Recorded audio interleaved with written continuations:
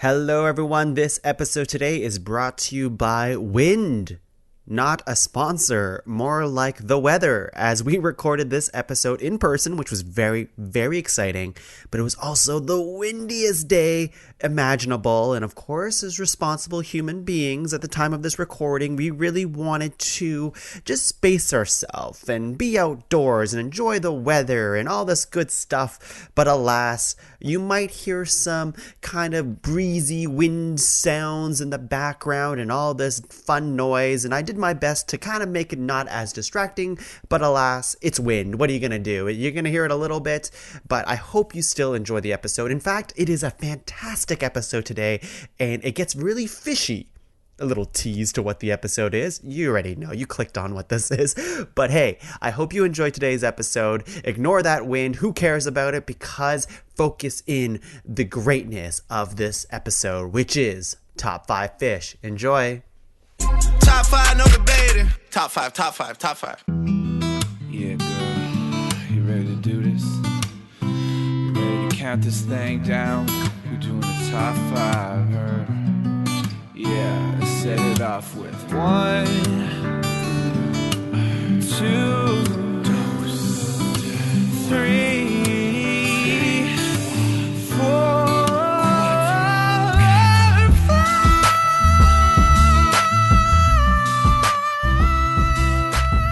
Hey everyone, welcome back to another episode of Ranked Top 5 List of Stuff That Don't Matter. I'm your host, Tuong La, and today is an event. We are recording outside, in person. It's weird. We've hung out for like 20 minutes now, and I'm like, social energy depleting, but I am just thrilled to be with these group of people here today. And as you can hear maybe in the background, we're on a beach. It's very windy. There's sand in our face, and it's very topical for today. But before I get ahead of myself, I really want to introduce my first guest. I haven't seen her in a very, very, very long time, although I feel like we talk a lot anyways. And since she's been on the cast, I feel like she's gone off the grid a little bit, become a professional weed farmer. I don't know. Simone, Dorie, everyone. Wow. Simone, Hello. How are you? I'm great. I'm so happy to be here with all of these lovely faces. I'm happy as well, and happy that you're here. How's life been? Life's been. It's been a time. Uh-huh. As you said, been growing the weed. Growing the weed, yeah. Yeah, it feels funny to say that not illegally.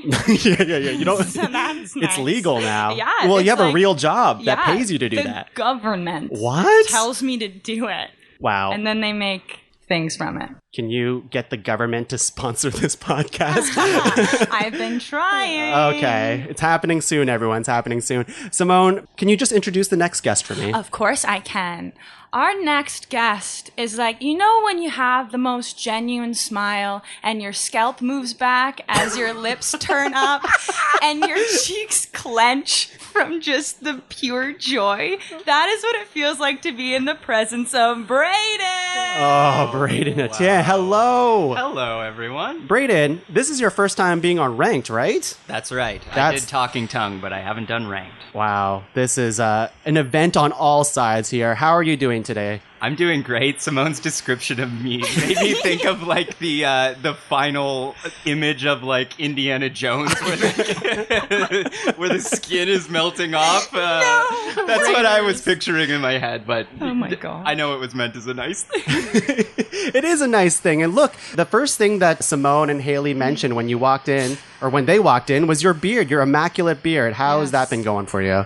This is my main project over the pandemic.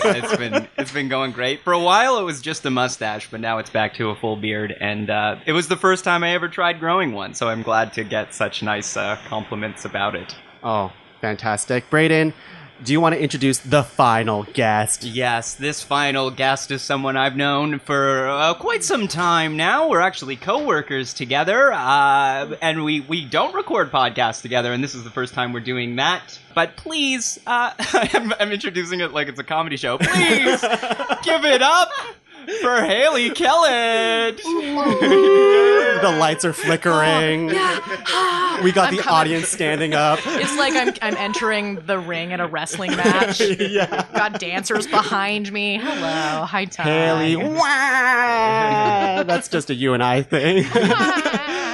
How's it going? How are things been? Oh man. Yeah. Are you a weed farmer? Have you been working on your beard? Oh my God.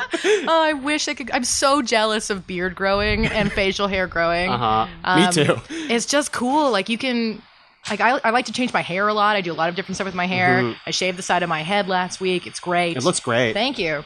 I wish I could do, like, what's the trend that I'm seeing now with mustaches is making tiny mazes out of your mustache. What? Stop it. Like, using tweezers, it would suck. Individual hairs, plucking them do you out do until you that? have these little tiny mazes. And I'm mesmerized by it, and I would definitely be a weirdo with the weirdest facial hair. I would have tried the spiral.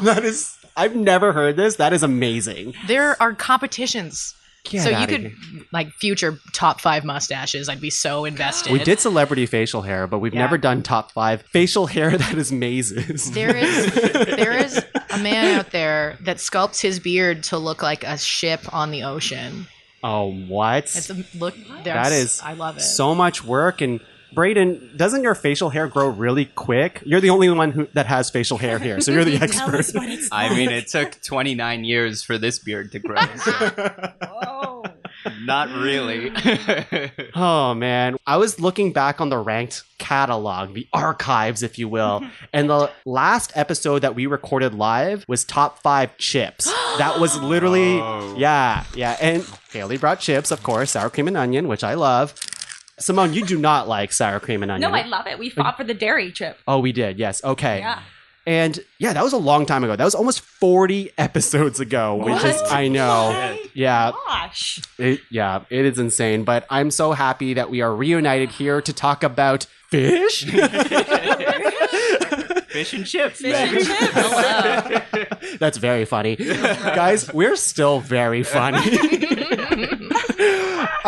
Can I just ask, I sent a whole whack load of topics to you guys, but fish was the one that you all gravitated towards. Why fish? I think I like, just a challenge. So something that has so many things in a category, this is going to be a lot to narrow it down to just 5. And I was up for the challenge. It's pretty intense. I have one fish that I was like, this is the coolest shit I've ever heard in my life. And then I realized that I needed to find more. And I was like, no, that's such a challenge. But I'm excited. And if any of you take my one fish that I signed up for, I will cry. I just love that you were so excited for this topic for one fish. Yeah. And now I'm very nervous that I'm going to nominate it, but I'm stressed. What if we all do? Oh, then clearly it's the best fish, and There I you was go. it might correct, be. so it's okay. It might be. It's okay. I was just very sentimental. I don't know why it struck me so emotionally.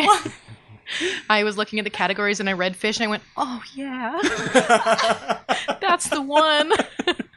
And I just I felt very connected to it. You know what? It's because we're jealous of fish. The fish species is like one of the few things that have not been affected by the pandemic, you know? They get to just go off on their own world and do whatever they want. They've been living free away from us. And now it's time for us to celebrate some fish. Yes. Hayley, you have a book on fish or? I showed you one book that I brought. Oh my God. I brought 4 fish books with me. I'm screwed. Did you go to the library for the fish books? Or? No, I went to go see a movie with a friend of mine, and then I was chatting because I had 20 fish on my list. I was like, help me! And he went, I will help you, and just ducked away for a moment and then came out to his veranda with 4 books on fish. Oh my God. So I have 75 freshwater tropical fish of the world. It's Oh my God. a beautiful book. I've also bookmarked a couple pages from National Audubon Society Field Guide to Fishes, completely revised, all new photography. And then I've got their 2nd edition, Tropical Marine Fishes. And then last but not least, because I'm a purist and I love where I come from, so I've got the Freshwater Fishes of Ontario, Oh man. where my sentimental fish lives. Oh boy. Wow, I did not come in that prepared. Braeden, where's your fish books? You know what? I didn't need to lean on fish. I think fish or fish books, I should say. I think fish are so ingrained into my soul and who I am. It was just naturally easy for me to think of at least 5 fish. Yep. It turns out there is a lot of fish in the sea. There's so much. I did just a little bit of research, of course, because it's a fish podcast. I don't know every fish out there. And as I'm looking, I'm like, oh my God, there's more than 5 fish out there. There's at least 75. So let's go ahead and define what a fish is, because that sounds, Tuong, I already know what a fish is. I eat it for, I was going to say breakfast. Do people eat it for breakfast? Sometimes. A little smoked salmon on a bagel.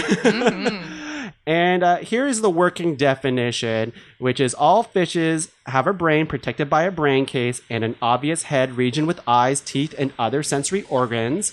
Most fishes are vertebrates, with vertebrae protecting the spinal cord, live in water, breathe primarily with gills rather than lungs, have paired limbs in the form of fins that aid in locomotion, blah, blah, blah. And fishes also include things such as lampreys. Lampreys? I don't know how to say that word. Sharks, coelacanths, and things that it doesn't include are like shrimp aren't fish. So watch out for that. Frogs are not shrimp. They don't have brain cases. I don't know. I have a brain case. Am I a fish? I think we're all part fish here. Yeah, with our obvious heads, Wait, like we Simone are said. fish. Yeah. We're closer related to some fish than some fish are to some fish. You're breaking my brain case right now. My brain case hurts. Do you want to expand on that, Simone? It's kind of all I know. Okay. We are closer related. It's something to do with our bones. We were fish, I think. I think we're all type of... Fish evolved into primates, and then we went from there, right? Yeah, we grew legs. They talk about it in that fungus documentary. Is that why I know this? Fantastic fun. Why are they talking about fish in the fungus documentary? Everything's connected. Oh, circle of life. Everything's connected. As you can see, we're all big into science here. I actually graduated in science. I remember nothing, so watch out for some fun facts today. Is there any ground rules that we want to talk about for today before we get started? One thing I was thinking of when putting together my fish list was like, I want to kind of give some light to some of the fish who aren't typically celebrated. Yeah. Wouldn't it be great if there was some sort of hipster fish that could make this list? So that's my one thing. Let's just keep in mind the fish that aren't typically on these lists. Right. Yeah, I can think of at least one hipster fish. What makes a fish a hipster? Is it the clothes it wears? Is it the music? Yeah. Okay, does the fish have to be currently alive? No, great question. No. Extinct. I would actually say that life doesn't necessarily impact if it's a fish or not. Based on that description, maybe it's not alive at all. Whoa, that's It deep. never lived? Yeah. Potentially. Ghost fish? Spirit fish? Damn it. That was my first one, ghost fish. I would say we do a lot of fictional episodes on Ranked. This is not a fictional episode, so don't you... It's Flounder doesn't count from Little Mermaid. I don't want I see. Ariel or Ursula in this mix. She's an octopus. You're right. But isn't an octopus fish? No, No, they're not. I looked it up. I definitely looked It's it an up. alien. Yeah, it's in the alien It's an alien subspecies. Okay, family. Simone, do you want to expand on that too? Yeah, did you know that octopus, okay, they only live for 1 year, and that's the reason that they haven't, taken over the world? Because we evolve, they evolve so fast that they actually should be evolved farther than human beings, but because they die every year, they just can't get there. Whoa. Yeah, they're like actual aliens. See, Google it. we laugh at Simone, but she works for the government, so she definitely knows government secrets. Secrets. Should you be telling us this? It's also illegal to get a fish drunk in Ohio.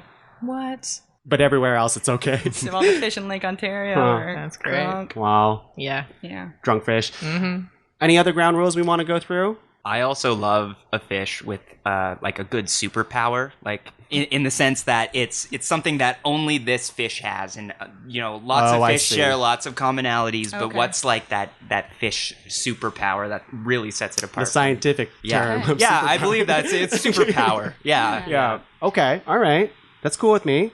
If we think of anything else, just let us know during the podcast and we'll figure it out. Yeah, and I feel like if someone brings up a fish and you're like, not allowed, we'll cross that bridge when we get there. Yeah, Yes. I think so too.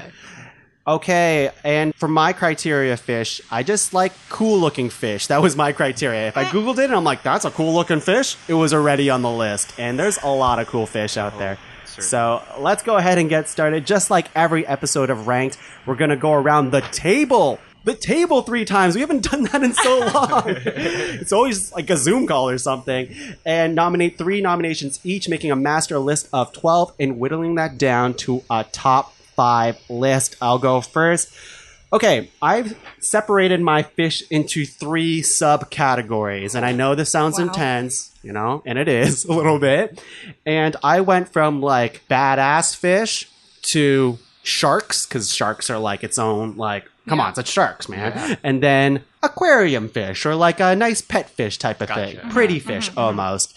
And my first fish is going to come from the badass category. My first fish is the stonefish. Good choice. Oh, thank God. Was not your pick? Okay. Now, if you look at the stonefish, it is an ugly looking fish. Oh, yeah. And the cool thing about this fish is, like, first of all, it is intimidating. It looks like it's just part of the ocean or like the ground floor. It's like very dirty looking, and you can barely see its face if you're not looking for it. It looks like a clump of dirt, but it is one of the most venomous fish in the world. So that kind of goes into its like badassery. They have excellent camouflage skills. As you can see, it looks exactly like kind of like the, I don't know, is that coral around it? Yeah.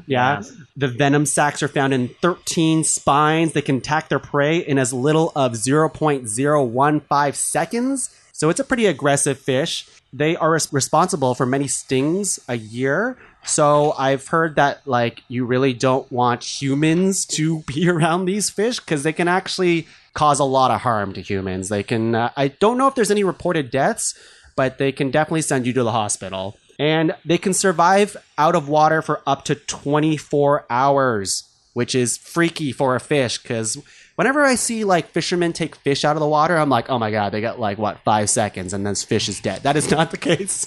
This fish can live for up to 24 hours, which is nuts. And that's what I got on stonefish. Its actual scientific name, and I'm going to butcher this terribly, is the the Scientia verrucosa. I sound like I'm doing a Harry Potter spell. And what do you guys think about the stonefish? I just looked it up. It said, many people have died after getting stung by one. It just says many. Too there many you go. to count, perhaps. Dun, dun, Dun, dun. dun, dun. Yeah, I think the thing it has going for it is even out of the ocean, you're not safe. From the sounds of it, this stonefish will track you down or pretend to be a land stone and sting you as you're trying to pick that up. So It's got great camouflage, too. It does. I love things that have obvious faces, and like we know that one of the categorical. What's the word I want to say? That's the one. One of the terms for defining a fish was an obvious head. This thing has got such a wonderfully expressive face. Like, there's this one picture right here that I wish everyone could see in podcast land. But if you Google it, it's called ugly stonefish, cooked 2 ways. Oh my God. And that is the face for Raiders of the Lost Ark right there. Oh, it is terrifying. Yes, that's the mummy. And so a lot of Asian countries, including like Vietnam, they take a lot, and I won't say there's other fish, but a lot of like dangerous fish is a delicacy out there, right? So it's like, I already said they had like 13 venom sacs or whatever. These like expert chefs will cut around that and they'll get like the smallest bit of like fish meat that you can eat, and it's gonna be like, I don't know, at least like $100 to eat that. Wow. And it doesn't kill you to eat it? Weird. If you cut the right part. Now, would you eat a stonefish? No. I'm gonna ask the panel here. Why? No, what? Can I see the certificate from the person before I eat it? Like, I know you have to go to school. What if you had like an amateur stonefish chef, but he said he'd give it to you for free? No. Okay, all right. Just making Not sure. worth my yeah, life. it doesn't even look like it'd be appetizing. Like, it looks like it would taste like rocks. So it's like, yeah, do you want to eat this fish? It's not going to taste good. And it will kill you. It might and kill it's you. $100. Would you like to try? You know, I could be lying. I feel like $100 is cheap for a stonefish. It must be more. It must be more. I'd like to watch someone eat it and then eat it. Yeah. You know, like I would Lady in the Tramp a piece of stonefish with someone. Okay. If they had the first nibble and then we locked eyes and I went, "You good?" But you don't know how long it takes for that venom to stick in, I right? assumed it was instant. Oh my gosh. Instant death. Death by stonefish. Simone, what's your first nomination? Okay. My first nomination and the only reason that I picked this category, the Atlantic eel. Ooh. An eel. Okay, so this one might take me a while to explain, but all of the rest will take very little time for me to explain, so Whoa. bear with me. Okay, so eels have been a mystery to the humans forever and ever, and it's never been solved. So basically, eels are actually on the table of the Last Supper. The disciples are eating eels. So they have some biblical meaning. Didn't go much farther except for the fact that they've been eaten by disciples, which is pretty cool.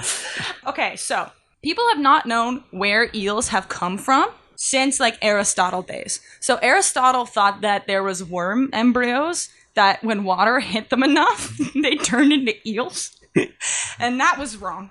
And then somebody else thought that every time an eel hit a rock, the eel dandruff would become a living eel. Eel dandruff? Yes. So, like, the particles of the eel that were left on the rock would then somehow take life form and become eels. Whoa. Also wrong.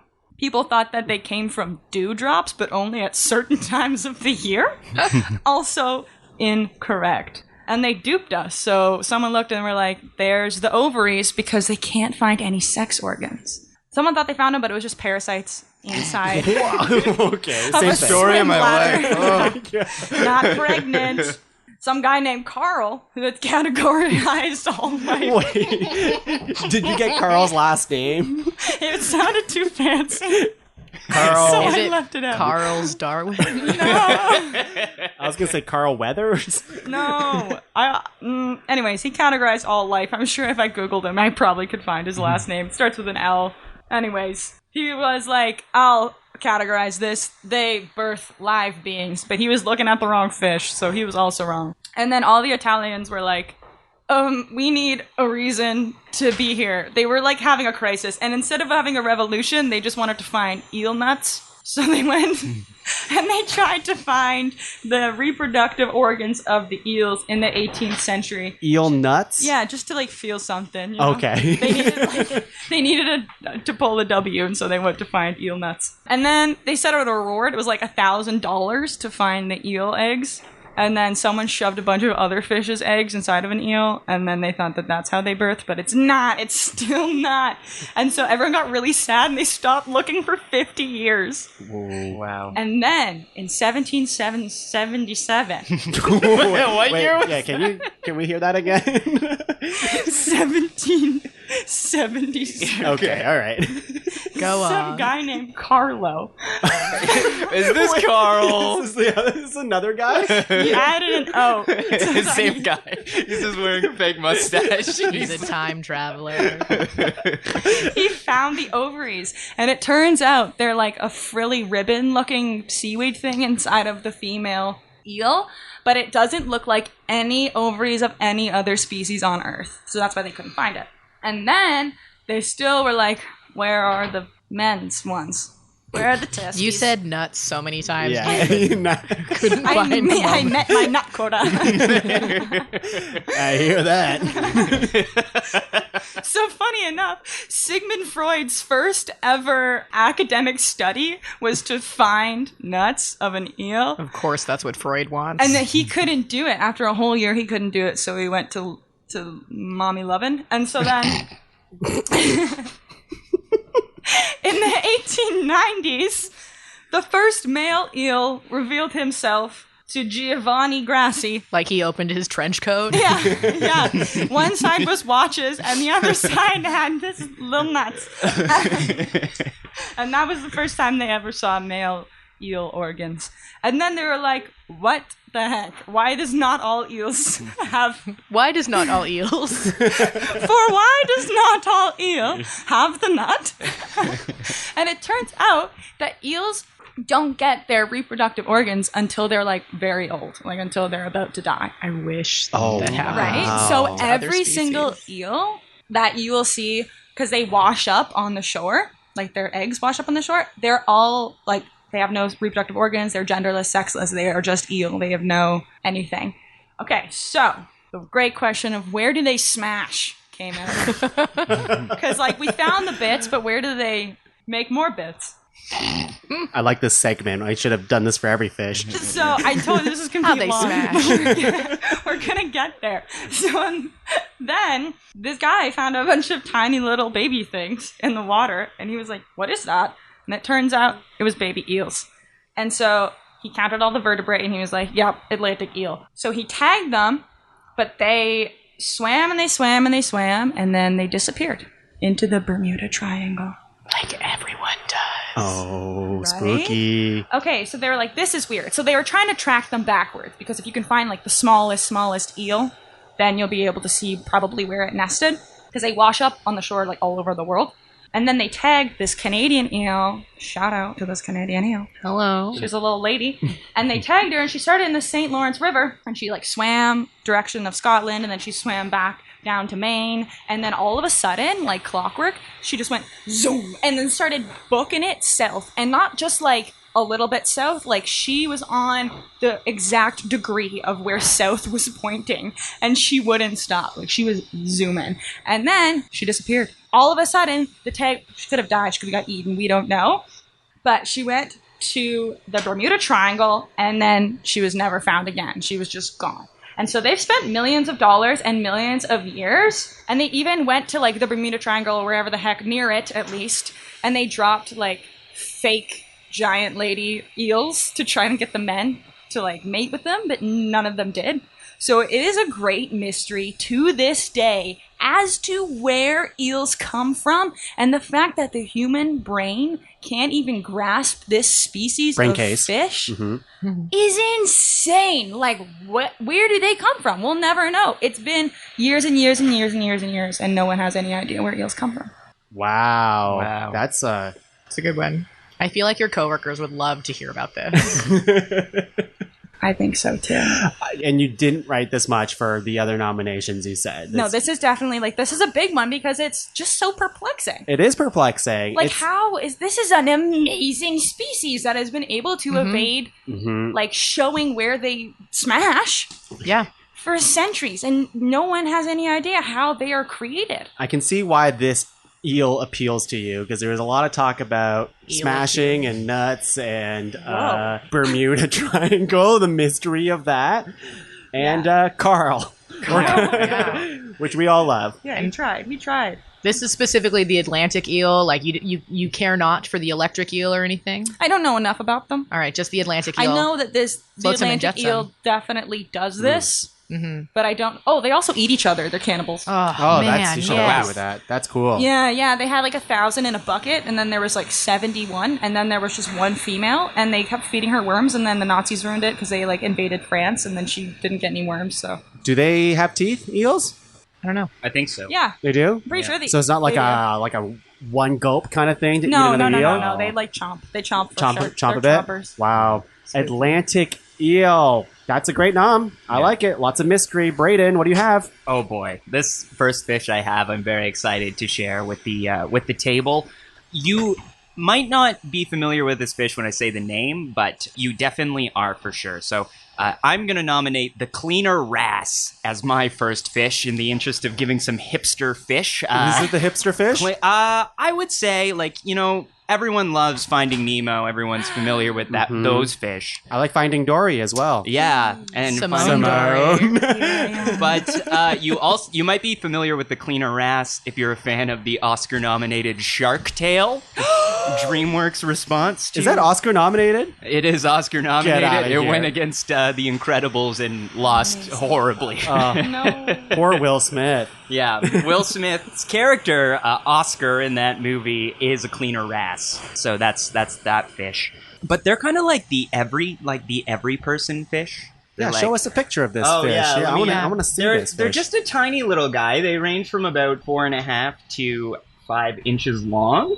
It's just a tiny little guy, just a little blue. Okay, that's cute. A little cutie, but as the every person fish, this fish has a very important job in the ocean. So it's called the cleaner wrasse because it actually has a job to do. It sets up little cleaning stations in coral reefs, and fish come along, and then the cleaner wrasse is just like the cleaner who pulls out parasites from fish and manta rays, and he has a symbiotic relationship with all of these. So he's constantly pulling dirt and parasites and things that are bothering other fish out of them, and he cleans up to 1,200 parasites off of 2,300 fish in a 4-hour shift. Shift. They work in shifts. Yeah, they work in shifts. They're like a true bastion of capitalism, this little proletariat fish. And they have like regular clients who come back and they build relationships with their regular client fish. And sometimes they do get a little overexcited and start nibbling on their clients. But for the most part, they just have this great benefit to fish. So even though they're tiny little fish, they don't actually get eaten or don't get preyed upon because all the other fish in their zone recognize their value in terms of cleaning them off and keeping the oceans clean. So he's just a little fish with a great job. But that's not even the best part, everybody. Oh, there's more. There's more. And this part kind of blew my mind when I knew it. But the cleaner wrasse may very well be the only self-aware fish in the entire ocean. What? Only you would pick this fish. Yes. It might be the only self-aware fish. How did they determine this? Okay, so are you familiar with the red dot test in biology? And this is the test to figure out if animals are self-aware. So yeah, okay. So what they do is they'll get some animals together. They'll put like a red dot on their forehead and then put them in front of a mirror. And so some animals, like dogs and some monkeys, they'll see that red dot and think it's just another monkey, and they'll, whatever, fight that monkey, run away from it. But animals that are self-aware see themselves in the mirror, see the dot, and then they'll try to, like, rub it off, which means that that animal knows that the thing in the mirror is itself. Okay. So they did this with tons of fish, sharks and everything, but the cleaner wrasse was the only one who saw the dot and recognized, and then would like bury in the sand and try to like wipe it off its own head. So the cleaner wrasse was the only fish in the whole world that was self-aware, which puts it in the same category as really intelligent animals like dolphins and elephants and humans. Are the only ones that pass that self-awareness test. So. But do they have nuts? Oh, they got nuts. They also got ovaries. They're hermaphroditic. That's just another cool fact. So they're both. They got nuts and ovaries, depending on Will what Smith they want to be. has ovaries? Yeah, Will Smith does. That's what we figured out. And yeah. That's the cleaner wrasse. There's so many cool things about this little tiny fish. You sold me. At first, I'm like, look at this fish. It looks like I can barely see its face. Yeah. And as we know, where's the recognizable head? Yes. I like a good face on a fish, as we've just already said before. But you've won me over. All right, Hayley, you are next. Okay. So I'm sure that the cleaner wrasse would be very helpful to the fish that I've chosen. And this is the Greenland shark. The zombie of the sea. Yes. A shark. Yes, the zombie of the sea. The Greenland sharks are super cool and very creepy and really fun. So when I was reading about them, I feel like I could sum them up as the piss shark that eats trash. Okay.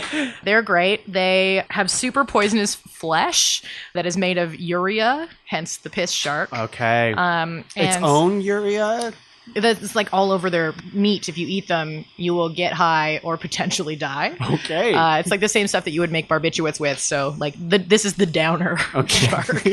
They can live up to be 400 years old. So they are one of the oldest fish.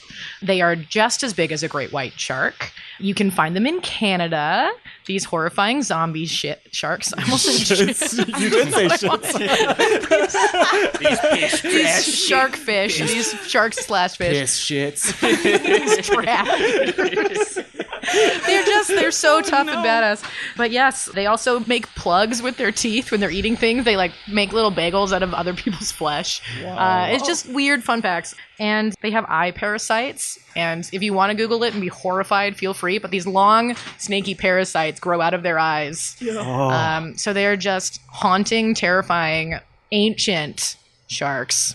Are they aggressive sharks? No, but they will eat anything. This is where the eat trash part of that summation came from, where they have been known to, if they've dissected them and they found the contents of their stomach, like cats, dogs, horse, other sharks, fish, like garbage, everything. They will eat everything they eat. They've eaten cadavers. Oh my god. But there's been no signs of attacks on living humans. Right. So Why were there cadavers in the ocean? Why are there dogs in the ocean? everything. They just find stuff. They'll eat it all. These fish trash babies. Are they like gulp feeders? Do they just like open their mouth and go, whatever's there? No, they've got like rows and rows of teeth, like weird pointy teeth that make those plugs and like suck out little bits of the things that they're eating, and then they Oh, so eat they're those direct. bits. They're like, I want But this yeah, horse. look at those horrifying, gross parasites. Ew, It looks like they have No. one long Yeah. white squiggly eyelash. No, Oh my god. but aren't they? That's so They cool. do. They're so. Is their nickname the zombie shark? Yeah, the zombie cool. of the sea. Yes. And is it because it won't die? It's because they're very, very old and they won't die and they eat dead things. Man. Well, I guess zombies eat living brains. So Yeah, they do. That's never true. mind. Yeah, but they're creepy and they're amazing and you can find them here in Canada. That's cool. I like a Canadian fish. Let's go into round two. Round two, everyone. Dang. Everyone came out swinging for the first round. Oh, yeah. All right, so for my next nomination, there is a wasp in my drink. I am not drinking it. Good eye. Damn it. Damn it. That's a Starbucks drink, too. That's like a $7 drink. Oh no, you had an inch left? It's like $4 for that drink. You better enjoy that wasp. That's why there's not top 5 wasps. It's because they're dicks. They're not top of anything. Okay, my next nomination is a shark. Yeah. Okay. So we're going to pit some sharks up against each other here. And yeah, I don't want to, there's a lot of cool sharks out there. There's like the shark from Jaws. There's street sharks. If people remember the street sharks. I do. The shark from Jaws was made at York University. No or way. tested there at least. No so way. Somehow still a Canadian fish. My next shark is I believe the second largest living shark right now. It looks like an eel. Hey, that's the coolest fish there ever was. Look at that eel. The Atlantic eels remind me of the shrieking eels from The Princess Bride, so I'm with you. Love it. You hear that, Highness? That's an Atlantic eel. They have no nuts. My next nomination is the basking shark, everyone. Oh, Cool. yeah. Look at this thing. First of all, look at this thing. I know the listeners at home, they can't see it, but it's freaky. It's got a big mouth. It's got a big mouth, and that's one of its like key defining features is it can open its mouth up to 3 feet wide. 3 feet. So it is intense about it. It has a lot of teeth. Now, I forget the exact amount, but I think it's in the thousands or something like that. It's hundreds, but can it's still a see- lot. You can see it inside, right? You can see its skeleton into its body. Oh, this is the shark that ate Pinocchio. Not a whale. But it's not an aggressive shark, although if you, like they say, they don't recommend you swim next to the shark, and I don't recommend you swim next to any shark, probably. But it is one of the 3 plankton-eating sharks, so that's what its main meal is. Yeah, I just like it because it's just massive and looks funny, and look at that mouth. It looks like if a glove was a shark. Yeah, I think right now it's actually starting to become an endangered shark, which is really sad because, like I said, it is the second largest living shark, which I won't say what the other shark is because what if someone nominates it? But it's a big puppy. But he seems like it has a good heart. It just likes to eat a lot. Where does it live? Where's it from? Great question. It is from the UK, Malta, New Zealand, Florida, and the US Gulf Coast. It looks like it's always screaming. Or singing. Okay. Just going, I'm a shark. Apparently they can form schools up to 100, so there can be a Whoa. lot at the same time, which would be terrifying if they all come at you. That's that horror 300 movie. feet of mouth space. Yeah. Oh, you did that math on mouth space real quick. Quick math. Terrifying mouth math. Mouth math. But yeah, it has never been reported to like attack like a diver or snorkeler or anything like that. So it's a nice boy. And nice boy. I came across the basking shark, and they just like hang out near the top of the water too. That's how they get their name, right? You've hung out with a basking shark? Yeah, well, that's what they do. They just hang out near the top, and they just like that's why they're called basking. They're always basking around, you know. These things can weigh up to 13,000 pounds. 13,000. Yeah, it's on the small end. It's 6,000. So How much plankton is that? a lot. Yeah, I think it's always feeding though. It's like one of those like animals that always is like kind of eating. So is its mouth always just Yes. hauntingly agape? I would like to think so. Like even when it's sleeping, it's just like its mouth is open. I don't know if that's true, but I'd like to think so. It's like a pool filter. The pool filter of sharks. Simone, what do you have? Okay, let me get my picture ready for you to look at. Here it is. This nomination is the Mariana snailfish. So, yes, the picture I picked is all of them swarming this little probe that's gone deep down into the Marianas Trench. So this is actually the deepest recorded species of fish. Ooh. So it's the deepest in the ocean. They're tadpole shaped. They live up to 36,000 feet deep in the Marianas Trench. Oh my god. So the pressure down there is 8 tons per square inch. Yeah, so it's the deepest fish ever recorded. Oh, sorry, the Marianas Trench, let's be specific. It goes 36,000 feet deep, and this is the deepest fish recorded at 26,000 feet deep. So it's the deepest recorded fish. The ocean is horrifying. Isn't that so scary? It is horrifying. No, thank you. It can handle the weight of 1,600 elephants. It's a tadpole. Wait, how? Because the pressure is so much under there. Oh, right. So it's the same amount of pressure course. as like a Wow. giant elephant. And they have like a gap in their skull, and that allows for the pressure so that they don't explode. So But do they still have a brain case? Yes. Very Yes. strong brain. Okay, Yes. okay. Yeah.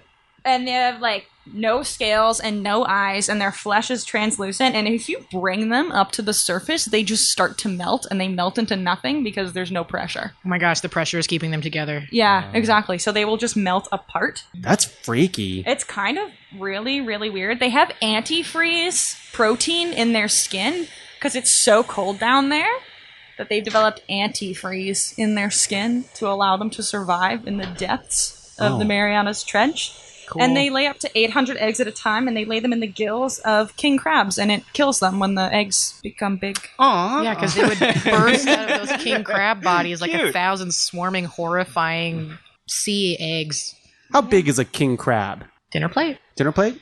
Yeah, I mean, yes. they're pretty big. They're the king, I think, Okay. of the crabs. Of the I think crabs, they're yeah. like a really big crab Right. for a crab. I think But it's probably the biggest crab, but we're not talking about crabs. We're talking about this fish. Yeah, it's really small and really mighty. I mean, you think about a lot of those like weird ones you see down at the bottom. I'm not going to name any because, again, you might rank them. But it's just so small, and it melts when you bring it to the top, which is really weird. And like, imagine 1,600 elephants just standing on that thing, and it just being like, "Arr! I can take you all." You think it can fight 16,000 elephants or just withstand 16,000 elephants? I think it can. Well, we'll never know because you can't bring 16,000 elephants to the Marianas Trench, and you can't bring a Yet. snailfish to the top. What if the elephants were waiting at the marina, and if they stood on the fish, it didn't melt? I'm gonna call Carl. You have Carl's number? It's a cool nomination. I didn't even know about this fish. Me neither. Here it is. I like that they need pressure of the ocean to Yeah. even hold their shape. That's really cool. Yeah, that's the only way they're surviving. And the antifreeze in their skin. What? Yeah, That's pretty cool. that is cool. Fish are weird, man. Yeah, they're so weird, eh? I'm with Hayley. The ocean's freaky. Yeah, one of my deepest fears Oh, yeah. is to be swimming, like deep sea, ocean swimming, and then have a shadow of a thing underneath me and then not be able to swim fast enough to get away from it because it's so big, like a submarine or a fish just rising slowly underneath me.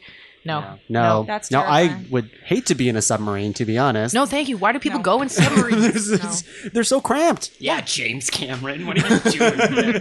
But it's for the art. It's for Avatar. Or Titanic. Braeden, what do you have? All right. This fish was actually mentioned right off the top of the show. Oh. But Ruh-roh. that's the hint. It is the coelacanth, which is... Oh, that's how you say it. Yes, Tuong mispronounced it earlier in the show. I'm sorry. Is it coelacanth? It's coelacanth, yes. It's spelt like coleocanth, but it is, in fact, the coelacanth. I'm sorry. Now that I've been a pedantic nerd, let me get into it, everybody.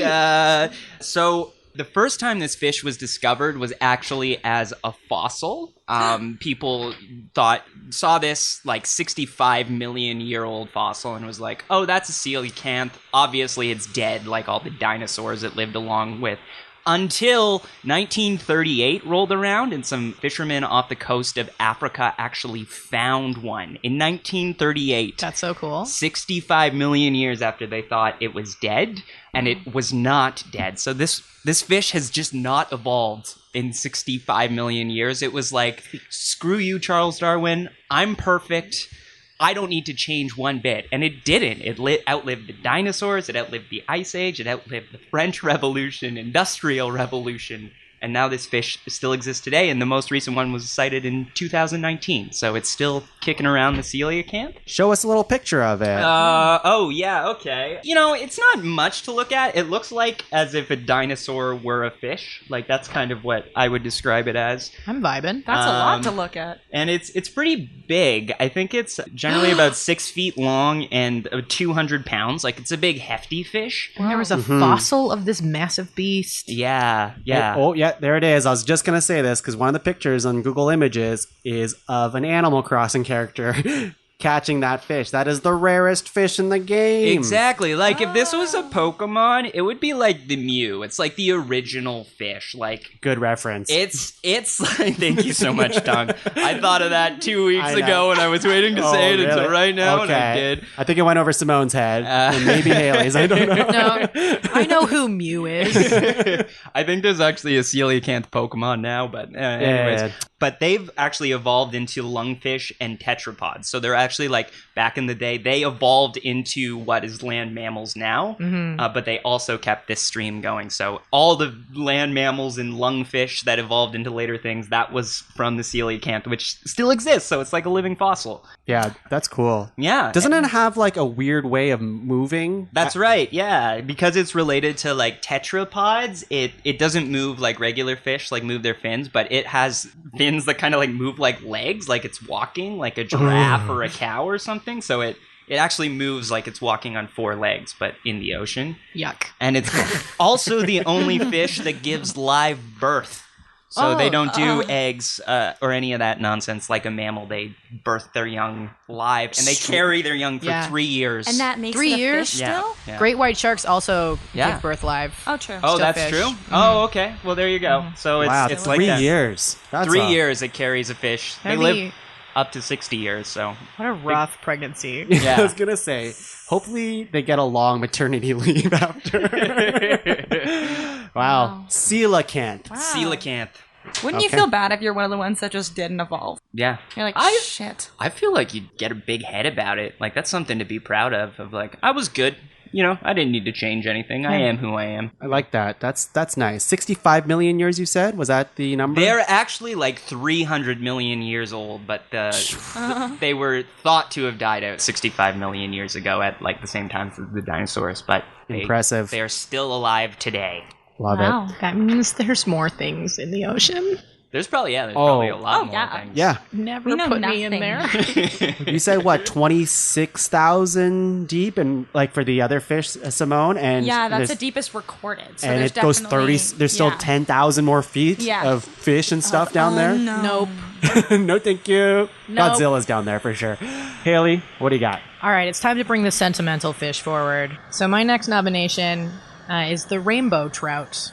Oh, wait. Why is it sentimental? So I love the rainbow trout. First of all, like the rainbow trout is the 3rd healthiest fish that you can eat. It is very Canadian, as am I. And the rainbow trout is what my parents like to decorate their home with. Like on the outside? No, inside, there are so many different rainbow trouts, sculptures and wall decorations. We have Christmas lights that are rainbow trouts. It's everywhere. So when I look at the rainbow trout, which is tasty as well, I also, one of my categories tongue was delicious fish. Okay. So I was thinking I like about that for a while.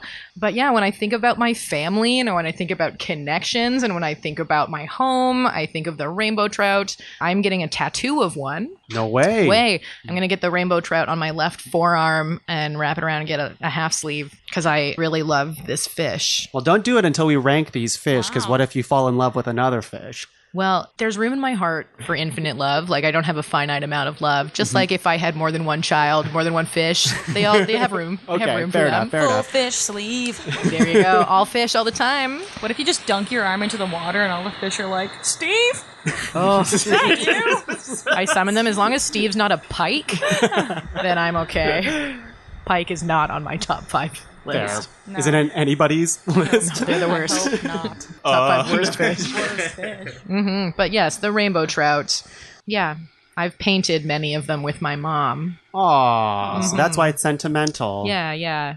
So It's a family fish. That's nice. And I can't wait to see the tattoo. When is this Yeah. happening? As soon as I feel safe to go. Yeah, fair. It's low on the priority list right now. I mean, but we're doing a lot of like first things in a while on this podcast. So if Yeah. you want to do a live tattoo thing, on I the know cast someone that would happily do that, and we could probably make that happen. and record it Yeah, that'd be for fun. an audio podcast. Yeah, just buzzing and being Wow, like, it's looking really great. beautiful. I wish you could see it. Yes.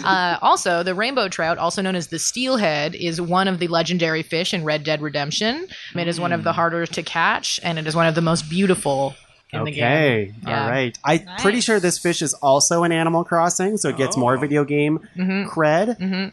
Is it a Pokemon? I don't know. Maybe. Not a I don't know. criteria. All right, that's fair. It also, whenever they don't have salmon at the grocery store, I'm always like, Trout. rainbow trout, give me Yeah. that. It's delicious. I mean, this It is is. a tangent, but fish is just so expensive to buy. I never buy fish at the In grocery this store. economy? Okay, we're going to round 3. This is it. The final round. Oh, man. Rainbow trout. Okay, how do you top that? I don't know if I can, but I will try. I'm going with my pretty fish category. My, like... It's very windy right now. It's the way. Calm down, ocean.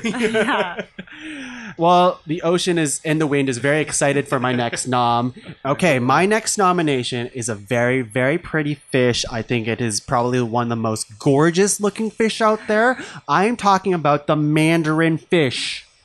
Oh.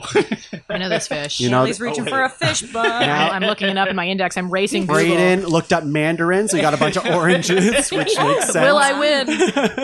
It's pretty. Look at this Wow, fish. It is stunning. Look at this fish. I am purely nominating it based on its look. Now, its look is not natural, I've been told. I think they kind of like breeded this fish to look a bunch of different ways, but it doesn't have one color. It is like a peacock of fish. Like, it is all the colors. It can be everything. It's like a koi fish. Kind of, but much smaller, I believe. And yeah, wouldn't you want this in the aquarium? Yeah. It's a nice That's really aquarium stunning. fish. That would catch my eye in an aquarium for sure. Yeah, apparently when they do a reproductive they do a dance before they have sex. And I think we can learn a thing or two. How do they smash? I don't know if, like, these fish do a dance. I don't know if they're they use the word smash. Well, most of them spawn. Dance smash. Dance smash. I guess if they're grinding up, and that's kind of a In smash. the club? Yeah, apparently they're also very picky eaters too. So it's not the best aquarium fish because they need to have like very specific worms and protozoans and crustaceans to feed on too. So it'd be a very expensive fish to keep.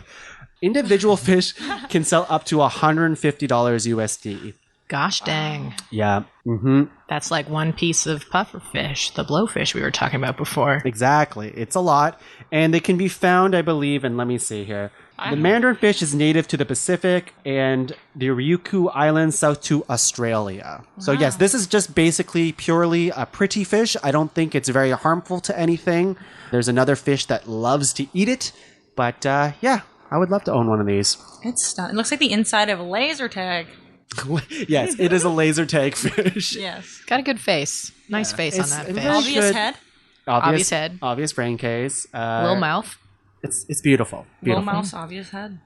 It does win the prettiest fish so Yeah, far. 1000%. That I is think. stunning. We've nominated a lot of ugly fish. yeah, you got some beauty to this rank. Mm-hmm. I was hoping to find it in one of my books, but I didn't see it in any of these books that I got with me. Really? It's not. Yeah. It's too beautiful for paper. It's a hipster. That means it's a hipster fish. If it's not Yeah, in the, if it's not not in in I the feel like box, it's a it's hipster fish. Yeah. fish. Simone, what do you have as your last nomination? Okay, this last fish is called Peter's water elephant fish. Wait, what? That's not a real name. I sent a picture. It's beautiful. It's such a weirdo Peter's fish. water elephant fish. Yeah, that's what it's called. They're very interesting fish. Okay, so they have an enlarged cerebellum. So they actually have, by body mass, more brain than human beings. No way. Wow. Yeah, and so they literally talk to each other. How? So I will tell Okay. you. This is not how they smash. This is how they talk. So they don't just talk like normal animals that aren't humans in like basic signals like squawks or whatever, or any kind of dance or pattern. They actually have speech patterns that mimic human speech patterns. Like they take the same amount of pauses and that kind of thing, and they are known to talk in complex sentences. Sentences. Yeah, so they have the largest brains of all vertebrates, like bigger than humans. In terms of relation Yeah, by body to the mass. wow. So they communicate with electricity. Neat. So they have these like electroceptors on the perimeters of their body, and they have their own electric organ that generates electricity. It used to be like muscle cells, and then they turned into like electricity cells, and they couldn't produce the electricity of about 500 hertz.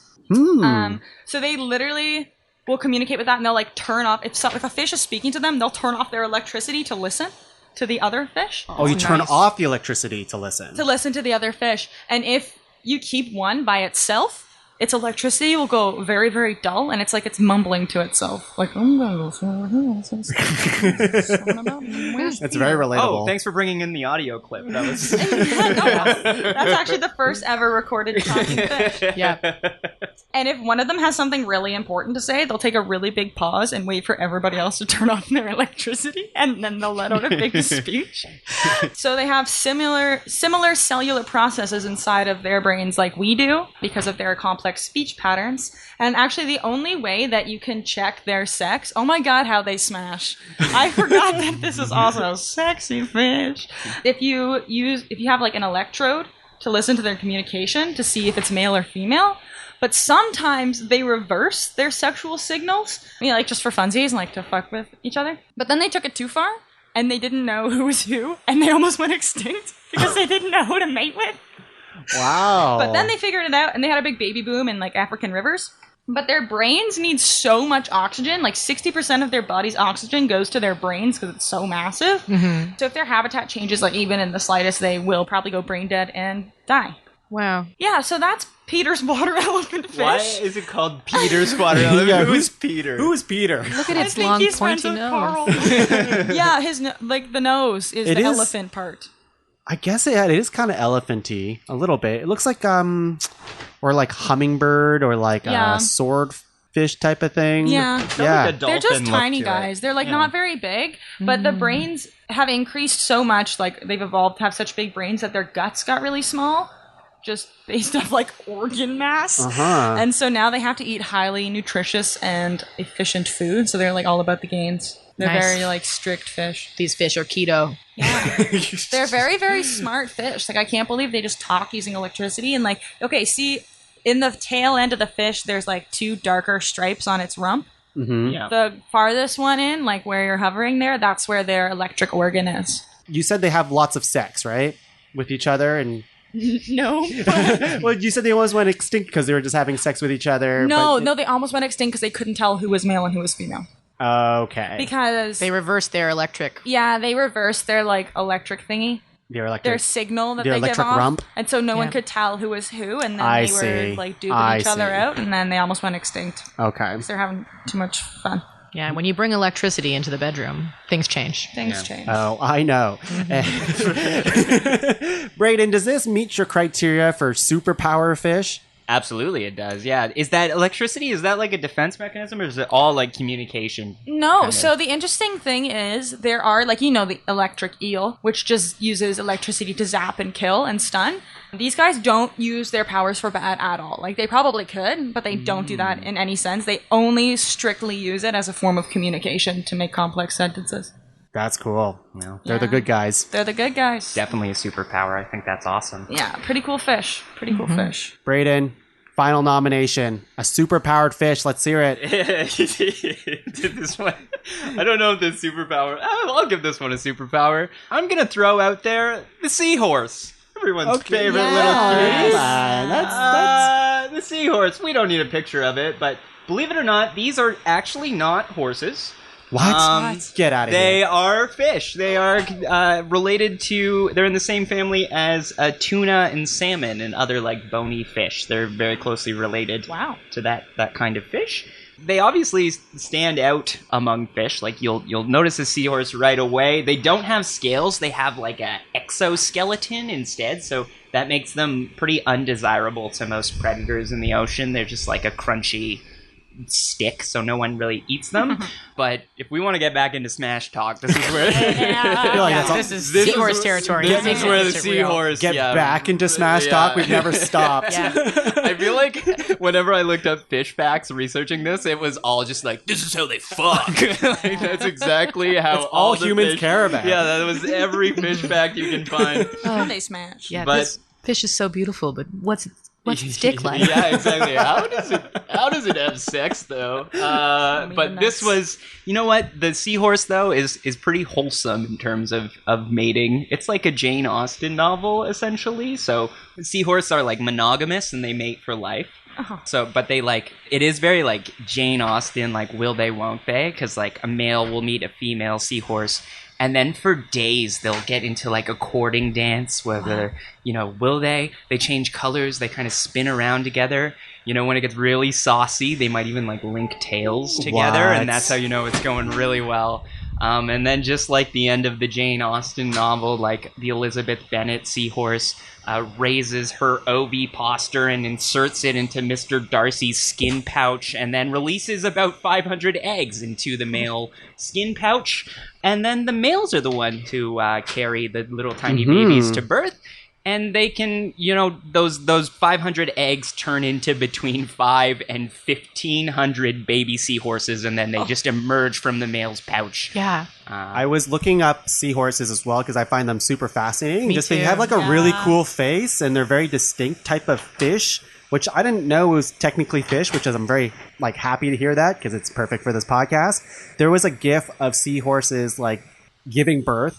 And it's kind of frightening a little bit terrifying. because it's like a lot. It's a lot. There are videos and they're amazing. Yeah, like every contraction is like another 100, 200 like little seahorses coming out, and it's intense. Yeah, and they get just like shot into reality. Yeah. Yeah.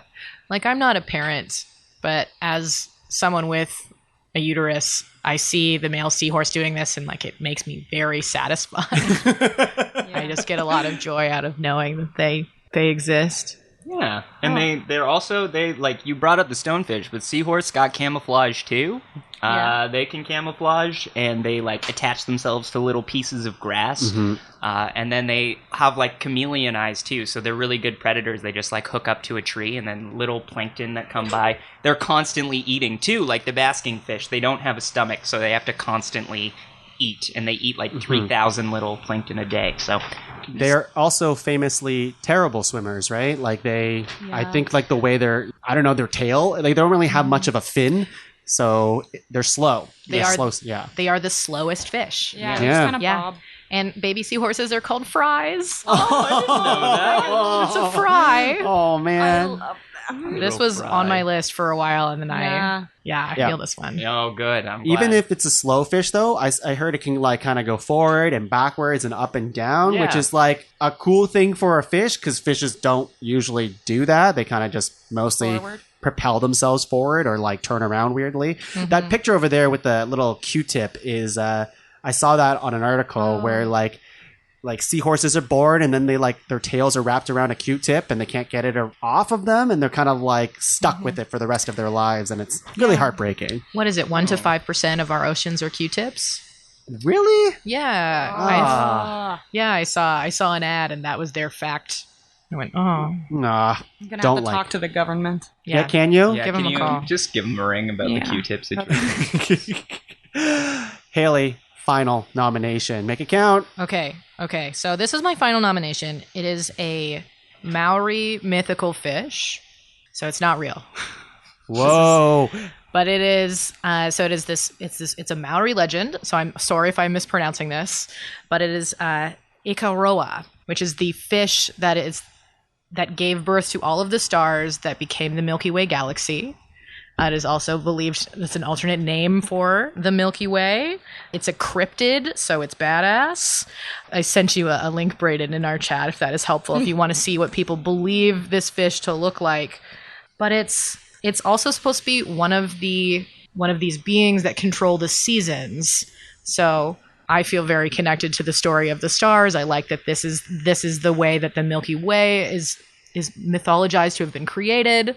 And it looks, this drawing on this cryptid website that I found, because someone's categorized it as a cryptid as well, looks like kind of a combination of all of the fish that we've talked about so far today. Yeah. Like it's this purple winged toothy long nose baby boy. Mm-hmm. With sharp teeth. Very sharp teeth. But it is the goddess that gave birth to the stars that became the Milky Way. Okay, I'd like to put it up to the panel. I love this nomination, but Not real.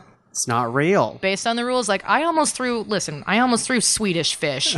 I almost picked like the little fortune-telling red fish paper guy. So I know that this may not count, and if it doesn't count, I understand, but Let's put it up to the love it. panel. I love its inspiration. It's a very cool looking fish. It is really hard to compare this fish compared to like the other fish we have on our list. It's mythology. I understand that. So, Braeden, Simone, thoughts? I have a backup fish if this doesn't count. I mean, it's looking at a photo of this fake fish. It seems to mythical fish. It does seem to have all the other things. It's definitely like a hip fish I've never heard of before. It has with a brain casing. It looks like it has a brain casing. Protected But by a doesn't brain have a case. brain. Yes. Yeah, it is. Yeah. It does have a very clear looking face. But yes, mythical. True, but you know what? The coelacanth's on there, and it was thought to be an extinct fossil. But it's real. But it's real. Hey, you never know if an Ikaroa is just waiting to be discovered. Simone?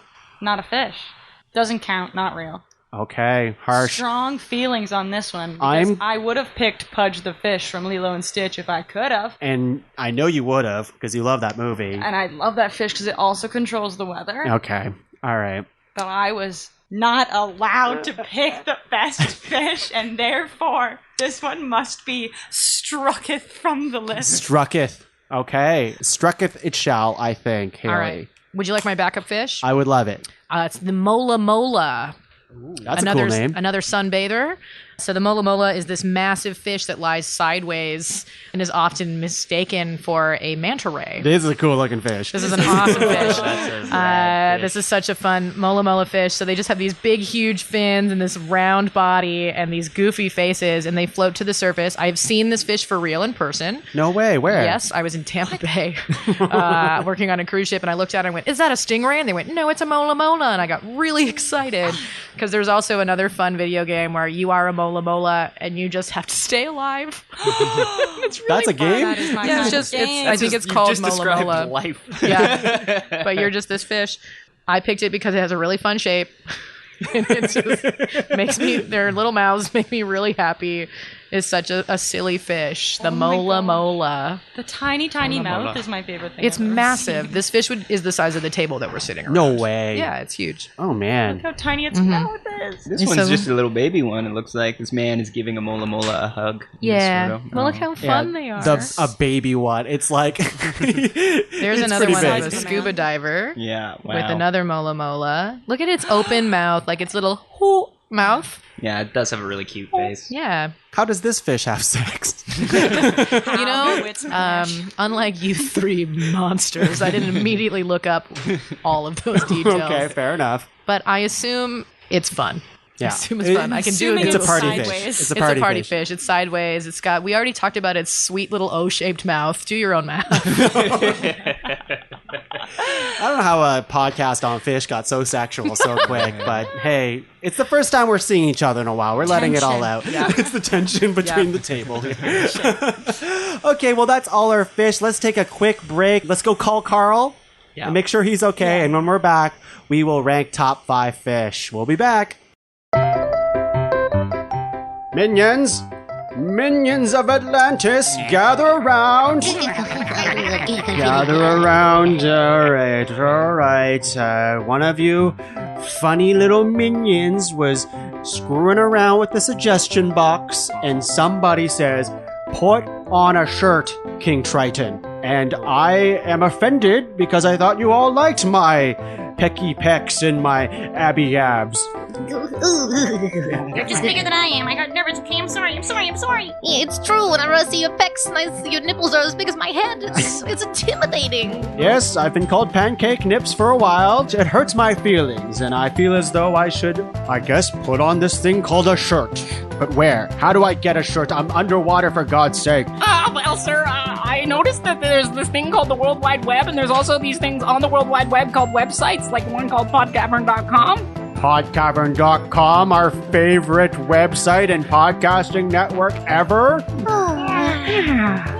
I'm actually feeling better just thinking about it, but they have merch right on their homepage. Can you say the website one more time? It just soothes my soul. Podcavern.com. Oh, that really does it for my pancake tips. Okay, all right. So I can buy, what, just a t-shirt on this website or what? I heard they have pants. Pants? I'm a merman. Why do I need pants? You can just use one leg, King Triton. You can lead by example. I say, you go to podcavern.com and explore. See what options you've got. Maybe we could all get matching t-shirts together. Oh my God. Okay, podcavern.com. What, do I go to the front page? There's a merch store link or something? Yeah, how did you know that?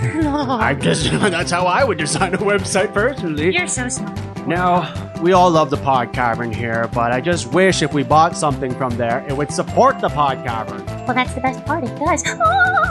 Yeah. Huh? Yeah, shirts, mugs, the other things. Hats, they all work. pants, shirts. Yeah, everything you purchase from podcavern.com gives a kickback to support the website. Okay, this is fantastic. All right, someone get me a shirt, give me one pant leg, and you buy yourself something nice too. Do they have tridents over there on the merch store? If they don't, they'll have them soon. That's right. All right, let's do it. Yay! Podcavern.com. Top five.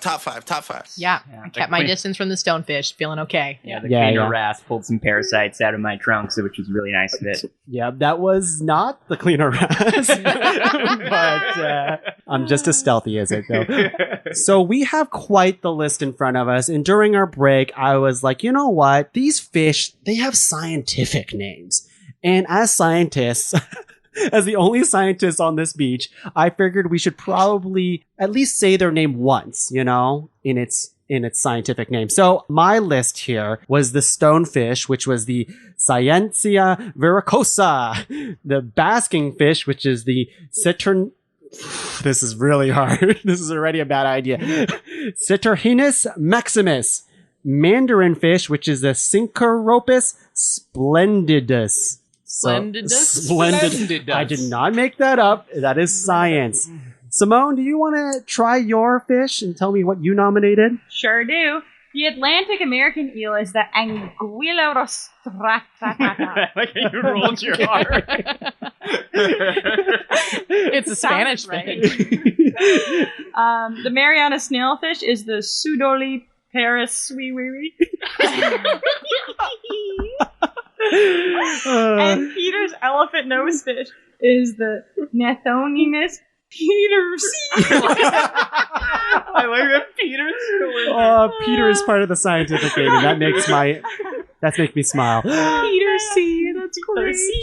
All right, Braeden, what do you got? I got the cleaner wrasse, aka the labroids dimididatus. I got the coelacanth, which is the coelacanth deforms, and the seahorse, which is hippocampus, which is also a part of the brain. Yeah, that's you got an easy one for the last one. All right, Hayley. Here we go. Okay, so I had the Greenland shark with the Somniosus microcephalus. Microcephalus? Microphallus, Peter? How do it smash? There you go. And I've got the rainbow trout, which is the Oncorhinchus micus. My kiss. My My humps. See why it's so sentimental? Yeah. Thanks, fish.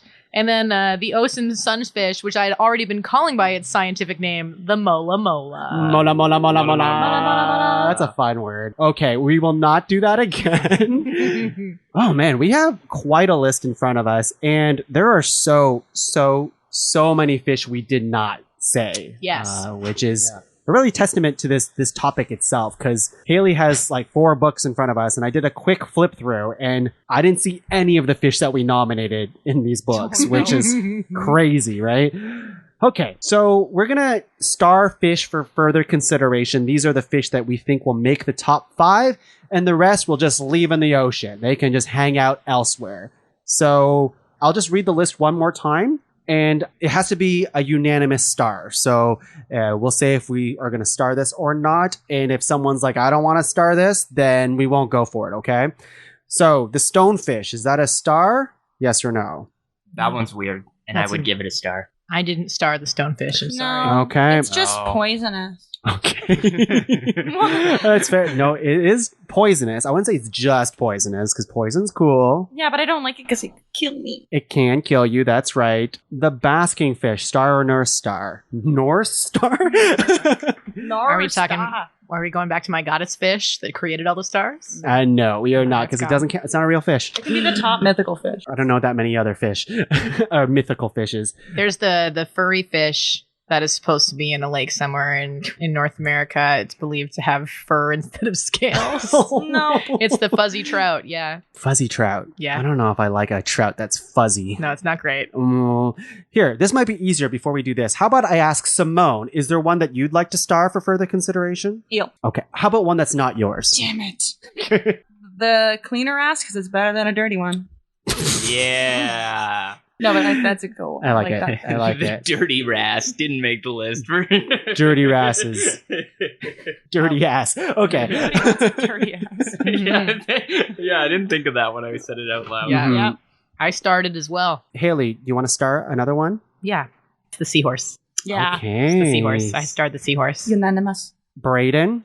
You know what? I do kind of want to star the basking shark, just because I feel like a fish list would be remiss without a little bit of shark representation on it. We do have 2 sharks, Yeah, so we there's can the pick piss them trash up. shark. You know what? I would actually do the Greenland shark over the basking shark. I shouldn't have said that, because that was my It's a group list. I just want to make sure we have a good list, okay? That's fair. Okay, you guys took some good ones. I think we should have more discussion on the coelacanth, because that's a dinosaur fish. I think that's super cool. And okay, so we have 4 starred right now, which is the cleaner wrasse, coelacanth, seahorse, and Greenland shark. We can star as many as we like, hopefully not the whole list. But let's go back to the other thing, where I'll say a couple more fish, and we'll see if we can star it for further consideration. Mhm. How about the mandarin fish? Star or no star? I starred it because it's so beautiful and psychedelic. Yeah, I think it takes a good spot for like the beautiful side of aqua life. Yeah, she's the pageant queen. Yeah, Absolutely. Okay, the Atlanta eel. There was a huge story. Did you say the Atlanta eel? Atlanta. That Atlanta eel is what I wrote down the first time. Atlantic eel or the American eel. Right. There's a lot of history behind this eel. What do we feel about it? I think the general mystery shrouding the eel is fascinating. Just like the fact that we don't know about it. And it also just has all these like unique qualities. And I would give it a star. I wrote down eel, and then I crossed it out, and then I wrote it down, and then I crossed it out, and then I wrote it down, and then I crossed it out. I'm torn, obviously, on Okay. how I feel about the eel. We can just table it. I got Sounds eel like feels. we should talk about it then, Haley. We will talk about it. Even if it's not started, doesn't mean Oh, you know what? Let's just start. Braeden Let's gave just it a start. star. Okay, fine. That's all I'm living for.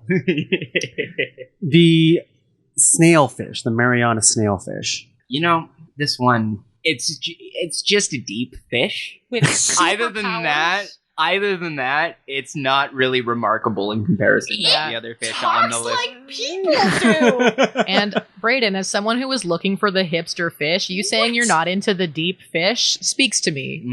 Yeah, I also didn't start. I did this not fish. see hipster out of this fish. But this is the one that, like, it can't go above a certain thing or else it just melts, right? Yeah, I like the melting. The melting's cool.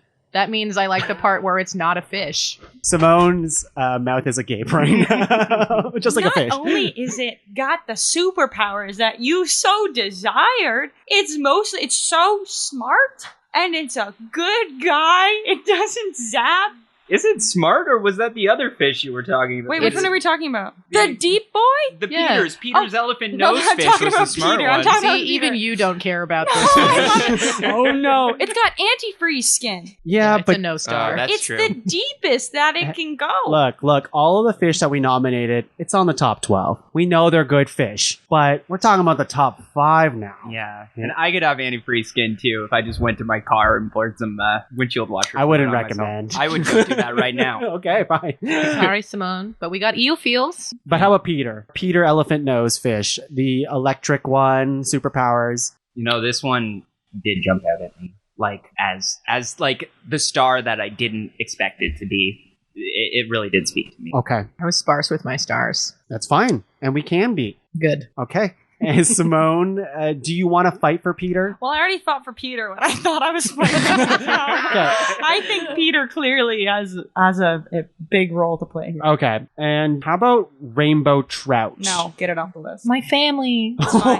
It's fine. This can be Hayley's top 5 fish, but not everybody's. It's not a top fish. It's Hayley's top fish, and that's not what we're. I was just trying to bring some emotion to the podcast. It's fair. If you had the tattoo already, then it might have got further on the that's list. fair. I will give it credit as the tastiest fish It is tasty. on the list. Yeah, we don't have a lot of tasty fish on our list. I wouldn't eat any other fish. Can you imagine eating I don't know. Yeah, I don't know. eel? Maybe I'd eat eel. I'd eat eel. I Yeah. heard seal cats are disgusting to eat. Yeah, they're absolutely nasty. They're ancient. They would taste like dust. Stonefish, I would try if I knew for sure that the chef did a good job cutting it up. Show me your diploma. Yeah. It's like a diploma you have to renew every like 3 months or something like that to make Yeah. sure you're like, you still got it. But yeah. Rainbow trout, we're not starring. How about the mola mola mola mola mola? No. Yes. No. Aw. It's big and got a funny mouth, but it doesn't do anything cool. It sunbathes and it looks hilarious. It does look really funny. It's pretty funny, but It's got a big round butt. Is funny part of the criteria for fish that we're going for here? we already have 1, 2, 3, 4, 5, 6, 7 stars, so the mola mola is not a star. If it was goofiest fish, This guy wins. yeah, there you go. 1,000%. Look at his Okay, little we mouth. might return to it, maybe, but for now we won't. If we have to dip back into the ones that weren't starred, it's okay. This is not binding. I will say, though, I do think the stonefish should be starred. Sorry, tongue. No, it shouldn't. I think it should be starred. I'm with you, Tongue, but it sounds like But listen, sounds we like don't it's, have... If you want a star that we can then take away, no, we'll like put it in 7th place But temporarily Hayley, just to give it's you so hope. cool. It's so cool. We don't have another venomous fish on here, do we? Maybe you just can't eat them and it could kill you. We don't have another... We are not representing the fish spectrum very well. And there's a lot of like badass fish out there. And That's we don't okay. have any of them here. So Yeah, but a lot of things can kill things. Well, looks like no No. one here cares about heart because we cut the rainbow trout. So why don't we go for venomous and poison instead? I'll give the stonefish a star. yes. And you know what? It's not binding. Simone's looking at me. Hey, I let you have Peter on this list. Peter is wildly intelligent beyond anything the stonefish could imagine. Okay, here we go. We have the stonefish. We have mandarin fish. The Atlantic eel. We have Peter's elephant nose fish. Cleaner wrasse. Seahorse. Greenland shark. And that's 7. Do we have... Oh, did we start the Seahorse. can? The Coca-Cola can. yeah, the seal can. We have that too. So that's Okay. 8. Yeah. Okay, we have to cut 3. So let's go through this. Great. Why don't we go ahead and cut the stonefish? Oh. Yeah, let's Can we- do it. It's easy. But compared to these other fish, come on, there's a lot of like overlap between these other fish. Like the stonefish is way more unique than some of these other fish. What are you comparing right now, Tuong? What feels too similar? I feel like the one you can put the stonefish against is the seahorse. They have some common abilities, like they both can camouflage. I would say the stonefish does it a lot better. Yeah, but if it's just camouflage, I mean, the Look at that. seahorse is the only male that gives birth, I think. Yeah, That is cool. Which is That a is pretty cool. remarkable thing to happen. It sounds like we all really love the seahorse and that the seahorse is on the list. Yeah, we can. Stonefish, can we just cut the stonefish? Hey, we can cut the stonefish in a second, maybe. I just want to make sure that the other ones we feel really good about. The seahorse, though, I do feel good unlocking it if everyone wants to lock that in. Let's lock it. Lock Lock that it. seahorse. Okay. Seahorse. Because, like, how passionate do we feel about the shark that we chose between the two sharks? And I'm pretty open between the both sharks. I like them. Yeah. It's not because it's my nomination, but partly it is, I'm sure. But I like the other one. It feels like it's more distinct looking type of shark, I guess, compared to the zombie shark. The zombie of the sea with Yeah. its creepy eye parasites and its trash-eating piss body. You don't love that? The piss shit of the ocean. I mean, is a shark necessary on the list? I would argue, yeah, because sharks are fish and sharks are cool. There's a Shark Week. Yeah, we could have picked top 5 sharks, I'm sure. Yeah. Maybe it's a separate category. You know, I intentionally didn't pick sharks because of Shark Week. I was like, I feel like sharks get their time in the sun. But Yes. if we're going to be focusing around, fish, I know sharks are technically fish, but it's like, this is an opportunity for us to be like, you know what? We all love sharks. Sharks are great, but they're kind of, we can just, put them in a different category in my mind. I think we could also just come back for a top 5 sharks. And maybe they don't need to take up so much space. Are they cutting both the sharks' tongues? That's what's happening here? I don't know if I agree with this, though. I feel like one of our sharks should be on there. One What of if- those sharks have to be If on both of the sharks got cut, how many fish are on the list? it. Still have to cut 2 more, I think. Okay. Yeah. So we wouldn't have solved the No, because we problem. cut the stonefish.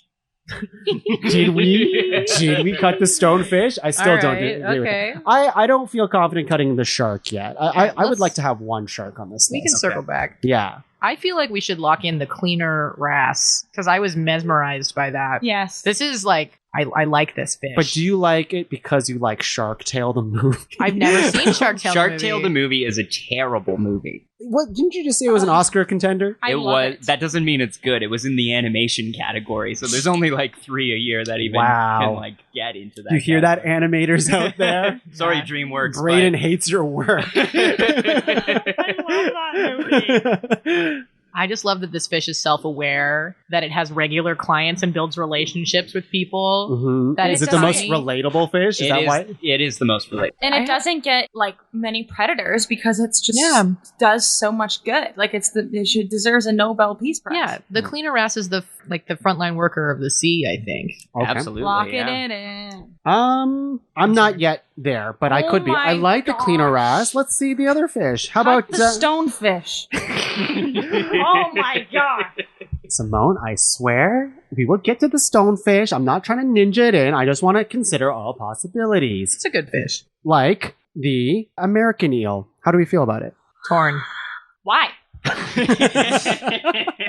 I think I like you, Simone. Like, I think that's what's hooking me on this eel is like your connection to it and you as a person talking about it.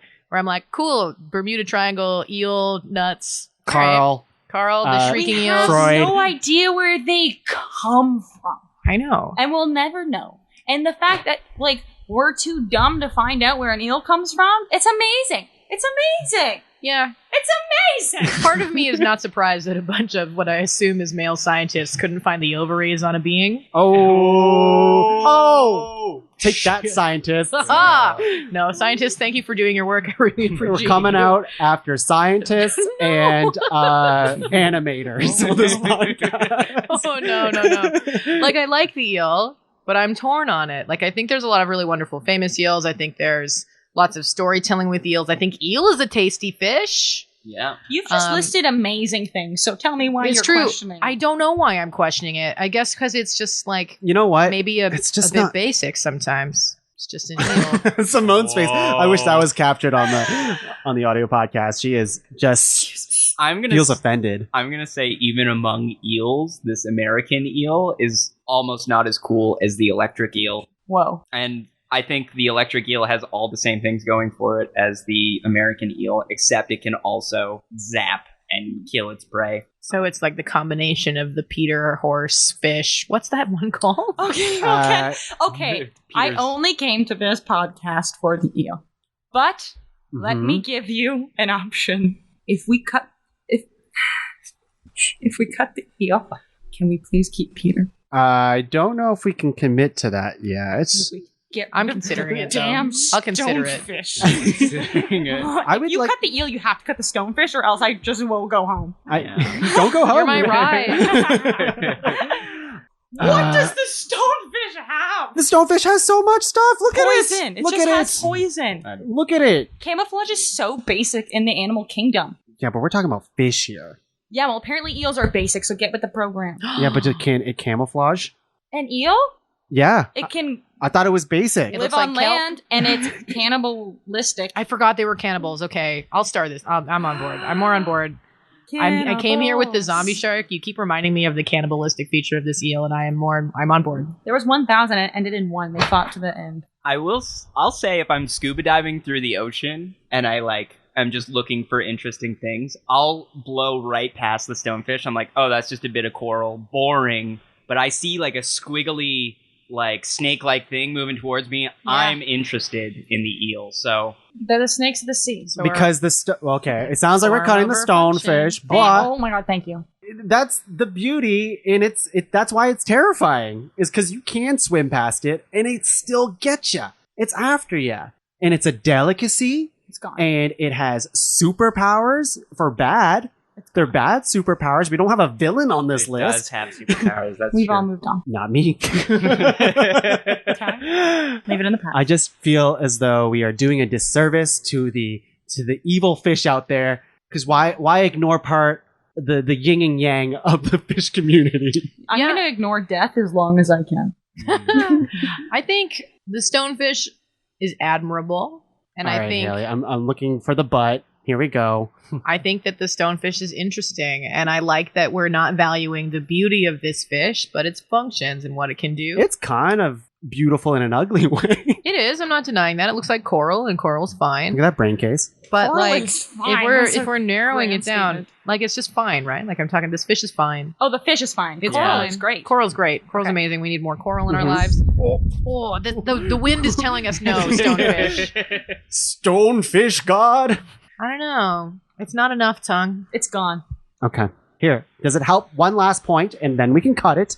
Does it help that there's an Australian Aboriginal dance ritual dedicated to the stonefish? Because apparently they did like this ancient dance ritual to teach others about the dangers of this creature to the villages and community because it's so dangerous and cool. It's just another dangerous thing in Australia. Yep, but is there a dance dedicated to They it? have too many spiders. Is there a dance dedicated to the spiders? I'll only keep it on the list if I can do you the can do the dance. Well, I'm happy you asked. No, I don't think it changes anything. The stonefish is not as cool as all the other fish. Well, that was a fast reaction. You didn't even let me do the dance. All right, I won't do the dance. We can cut the stonefish. I'm a very compromising person, but It's sixth place. it doesn't sound like it to me. It's a sixth place fish, but it's not a fifth place fish. Well, we still have plenty of fish here. So we have the mandarin fish, the American eel, the Peter fish. That's its short name. Cleaner wrasse, seahorse, and Greenland shark, and coelacanth. I keep forgetting about that. So that's 7. We still have to cut 2. I still feel good about keeping a shark on this list. I would like to see a shark on this list. Yeah, I think we can cut one of the sharks, but maybe we get into. Well, only one of them is really starred right now. I thought we already cut the basking. Oh, We did. we We did. cut the basking shark. Okay, good. Do we, and just to ask, do we prefer zombie shark over basking shark? Just want to make sure. The people voted, Tongue. When? When did that happen? 400 years ago when I was Yeah. alive. Because the basking shark has a lot going for it. More than the zombie shark, I think. How long does the basking fish live? I will look that up right now. Because the Greenland shark, up to 400 years old. I will also say, though, I don't think parasites are like a cool factor. Like, I'm pretty sure that's not a good thing. We talked about the cleaner wrasse who gets rid of parasites all the time. Yeah, that's great help, but having a parasite is not like maybe a selling factor. I'm just trying to pitch a horrific being that is the Greenland shark. I do think also that maybe the Greenland shark can be the voice for the horrific fish that Tom Yeah, so is this- desperately That needs is to not hear. the same because the zombie fish and It's poisonous. Yeah. The Greenland shark is poisonous flesh. Poisonous flesh. Yes. All right. Oh. There we Okay. go. Should we lock it in? Can I would eat lock it? that in. You shouldn't. Is there It's a got urea. It'll eat you. you know, we all pee. So Well, you could get very sick. okay, all right. Okay. I feel good about it then. I mean, the basking shark only lives 50 years. But it's a hot 50 years. Boo. Is it okay? That's all right. terrible. Oh no. Not enough. You know, some may say some humans live too long. You well, know? that's true. Maybe the I Greenland mean, shark is an asshole and it's living too long. You don't know that. yeah, there could be a living, basking shark on the earth today that was around during, like, the Beatles, but there could be living Greenland sharks who were around for, like, the American Revolution. Yeah. Yeah. Didn't you just say you swam with basking sharks before? No, I never said that. I said they swim close to the top of the water, which actually makes them kind of less cool than the Greenland shark that swims in, like, North America. None of it. I'm curious about the parasites, though. Does it, like, mind that it has parasites in its eyes? I think it eventually goes blind. The parasites take over. It probably would mind then, but it kind of, like, is just cool with the parasites to a degree. It's not like those Yeah. kill them. It's just like, whatever, I got It's like the parasites in my... corpse bride it's- thing. Yeah, it's Yeah, it's kind of cool. like, I'd like the resiliency of that shark. Yeah. All right. Final point, but I do vote Greenland shark as well. All right. But just to shout out the basking shark, I think it's a really cool fact. I think I would like to see a basking shark in real life as like an interesting being to see inside of a fish. That'd be cool. Yeah. Okay, let me hit you with this. Basking sharks filter up to 4 million pounds of water every hour while filter feeding. That's cool. You said 4 million pounds? 4 million pounds. That's a lot of pounds. It's a lot of money. It's a lot of milk. Jeez. In London. That is impressive. That is a superpower. It's a superpower, but I guess will it's do not cool enough. So Greenland shark. Yeah. But it's like a superpower that's like filtering water. It's like It's a great. Brita, the Yeah, Brita of it's the a cool sea. Yeah, it only Brita. lasts 50 years. Yeah. Yeah, you're right. I'm okay with it. I'm fine with the Greenland shark. See how compromising works, guys? You're doing great. That's a great job. Okay, let's get rid of Peter. Oh my gosh. The audacity. Peter is super. I So we really didn't like actually Peter. solve anything by like debating the sharks because only one of them was starred to begin with. To be honest, we still have to cut two. I think the mandarin fish, to me, anyways, and you can tell me I'm wrong if you want, but I think that's a lock. Mandarin fish is Yeah, on the I think list. it represents the beauty of the ocean, which maybe we should acknowledge. Yeah. It's interesting that we acknowledge the beauty of the ocean, but not the ugly of the ocean. You Yeah, know? it's funny how we kind of look for like the positives here. And Tung, you said this fish was bred to be so funky, right? I think parts of its color are, yes, because I think, well, it was already a fish before, Yeah. obviously, but Because yeah. when I hear that, that also tells me that humans have already decided that this is one of the best fish because they're investing in it to make it even better. It's cool. Is that its superpower, though? If we're going to say the superpower, it's like, oh, it looks pretty cool. Beautiful. I guess so. Yeah, I'm just looking at different photos of mandarin fish, and they look pretty tight. Yeah, I think one of the things that draws people to fish is the beautiful ones. So I think it's a fish for the people. All right, glad we agree on something, right. Simone. So next is so we locked that. How do we feel about the coelacanth? So that we're picking our final fish right now, right? We're just kind of like, I'm just trying to say every fish and kind of get a gut check with everyone because we still cut two. Yeah, we have 3 fish so far locked in. The what is it called again? The coelacanth. The coelacanth is horrifying. It like highlights my terror of the ocean because we thought it was dead and then it wasn't. See, I think I would put this against the Greenland shark because they're both kind of like that Yeah, they prehistoric, got like that super old thing. Ancient. But also the fact that the coelacanth then gave us so many different kinds of like was it lungfish? Yeah, with lungfish with their Lungfish. tubes. Yeah, and a lot. And even land animals like tetrapods. Yeah, see, I think that's amazing. And I also think the fact that it just duped us and hit out for some hot years there, that's really fascinating. See, I would take that over the shark, and then I think we just saved top 5 sharks. But I don't. But it's fish. A shark is a fish. A shark is a fish. A shark is a will- fish. Doesn't mean it's the best of the fish. It just means it's a shark. Because This is tough. what are we debating? I think I need a recap of the fish. Okay, let me hit you one more time here. Mandarin fish, Yeah. American eel, Peter elephant nose fish, cleaner wrasse, seahorse, coelacanth, Greenland shark, and we got to cut 2. Can I give a proposition for 5 fish that I think should be the 5 fish? Do you want to give the proposition of the 2 that you'd want to cut on this list? Okay, so cut the sharks. No sharks. And you know what? We can cut the eel. Wow. Dang. Yeah. That's a major concession. If Peter's on the list and there's no sharks, the eel can. I'm having a hard time with Peter. What? Yeah. Why? You can talk to Peter about that, you know? Can I? Is he still alive? But is Peter self-aware? Well, Peter can talk to other Peters and know that they're talking and communicate in large groups, and Peter understands when Peter is alone. Yeah, I'm putting Peter in the category of smart fish, right? And I think that the cleaner wrasse is the smartest fish because of the self-awareness test and the relationship building, and we all know that there's lots of different kinds of intelligence. You don't just have to have a massive brain and electric stripes.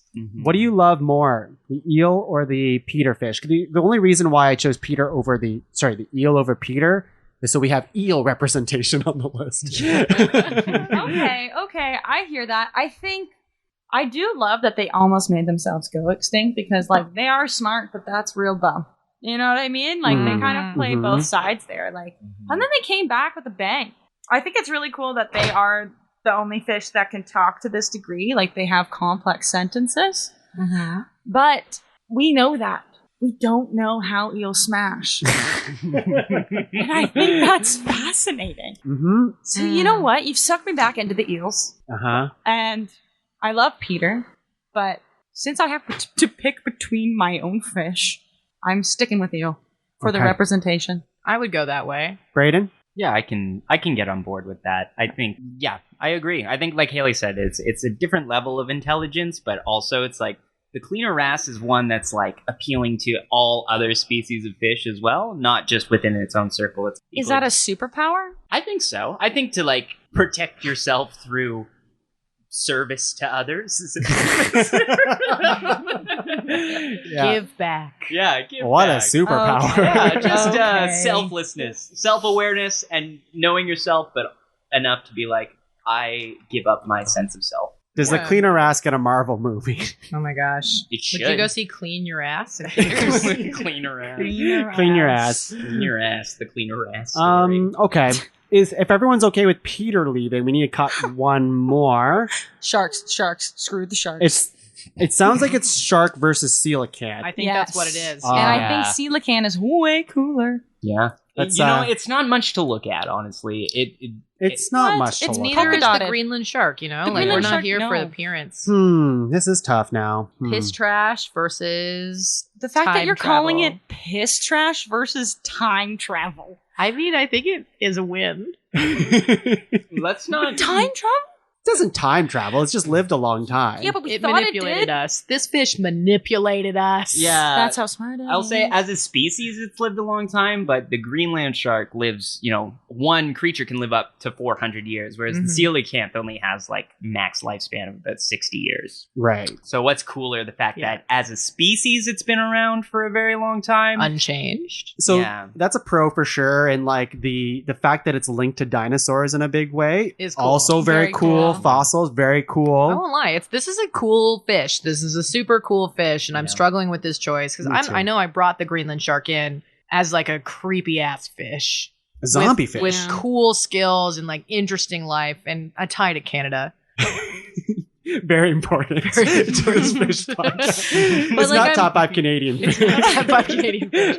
But I am kind of leaning towards Braeden's fish because of the link to evolution and the amount of history and knowledge and things that we've learned from this. Maybe the Greenland shark is a descendant of this fish. It's possible. Maybe. I'm torn. Yeah, it's possible. I mean, I guess everything kind of Everything's is. possible. Because we could have been a coelacanth at one point. Maybe I was.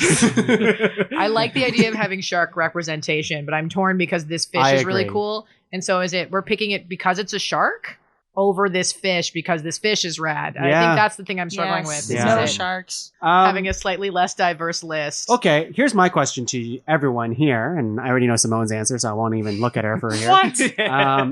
I like the coelacanth reasoning. I do. This was on my list too. I think, it was on my list back when it was coelacanth, but whatever. That's very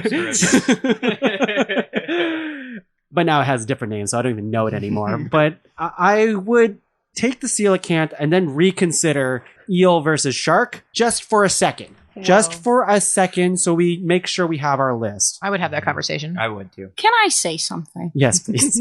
I think that it is silly to say that we need to keep sharks on the list for the diversity. If a shark is a fish, why is it diverse then? If they're all the same thing. I don't quite understand. You're your saying point. you would need a shark, but if a shark's a fish, then they're all fish and they're all sharks. Simone, are you saying not all fish?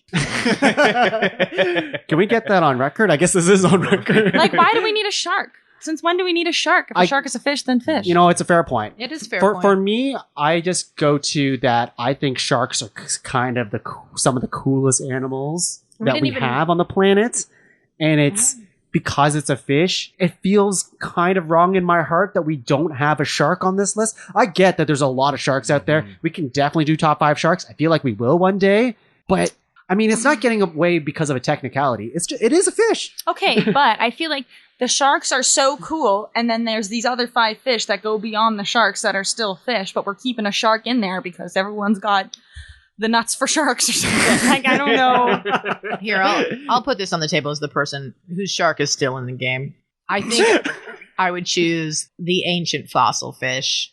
Yes. Just because The fossil fish? You mean the coelacanth? Yeah, the Oh, yeah, coelacanth. the coelacanth's in. I think that should be on this list. I agree. And so if we're talking about Greenland shark versus eel, Yeah. I think that's the conversation. Oh, we're yeah, yeah, having. yeah. Okay, That's whoa, the whoa, whoa, conversation whoa. that I was Eel thinking. was already locked in. Well, not anymore. Locks are not binding, baby. You get keys. You got keys. Yeah, we found the key, and the Yeah. key is the coelacanth. Honestly, I'm just here to stir the pot. I really don't care at the end of the day, but Simone has very strong feelings, as I can see. Her hand is on her head. The eel is so cool. Is it cool, or is it We just that we don't don't know know how it where it- smashes? Not okay. Whoa. You're bringing it down to the smash level, and I'm talking about its creation of life. Go on. We don't know how this life of this fish is created, and we may never know. But it's here, and it only becomes it only gets its organs in the disappearing land of the water of the Bermuda Triangle, and then all of a sudden, more appear. That is a superpower. It is magic. I do like that they don't get their bits until they're older, because I wish that kind of happened to us as people. Right? Like, wouldn't it have been nice if you weren't just a raging genital having hormoned being for a driven chunk by of time? sex? Yeah, I would have achieved so much more in school. And I don't understand why we're comparing this old piss trash shark to a magic eel when we already Wait, why is it a magic eel? Because we don't know where it came from. That is magic. Sorry, am I screaming at everybody? We got mad at mythical. Yeah. But okay, but this is real. I know. Oh my gosh. But we already said that we were going to compare prehistoric things to prehistoric things, and we did that, and we got rid of this stupid shark. The shark's not prehistoric. What? It's just old. Oh, screw it. It sucks. Keep It the just eel. gets old. No, I don't I'll like say it. we have a pretty good idea how those eels do it. It's not magic. They have sex organs that come together, and we just haven't seen them smash. Yeah, they know how to But find privacy. we know that they do. No, we just don't. haven't seen No, the we don't. location. Because if you haven't seen how they do, then how do you know that they do? I guess if an eel smashes in forest. And no one's there to listen to it. Do eels smash? Or you don't know how they do it. We don't know if all of a sudden they spawn or something. It could be like seahorses. Yeah. The male could birth. We have no idea.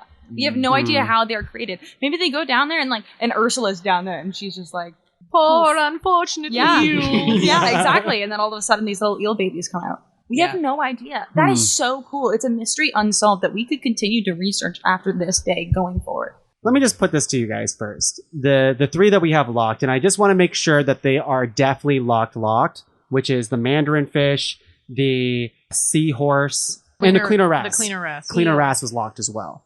Those 3, for sure, those are locked in. There's no movement on those ones. Yes. Right? And the eel.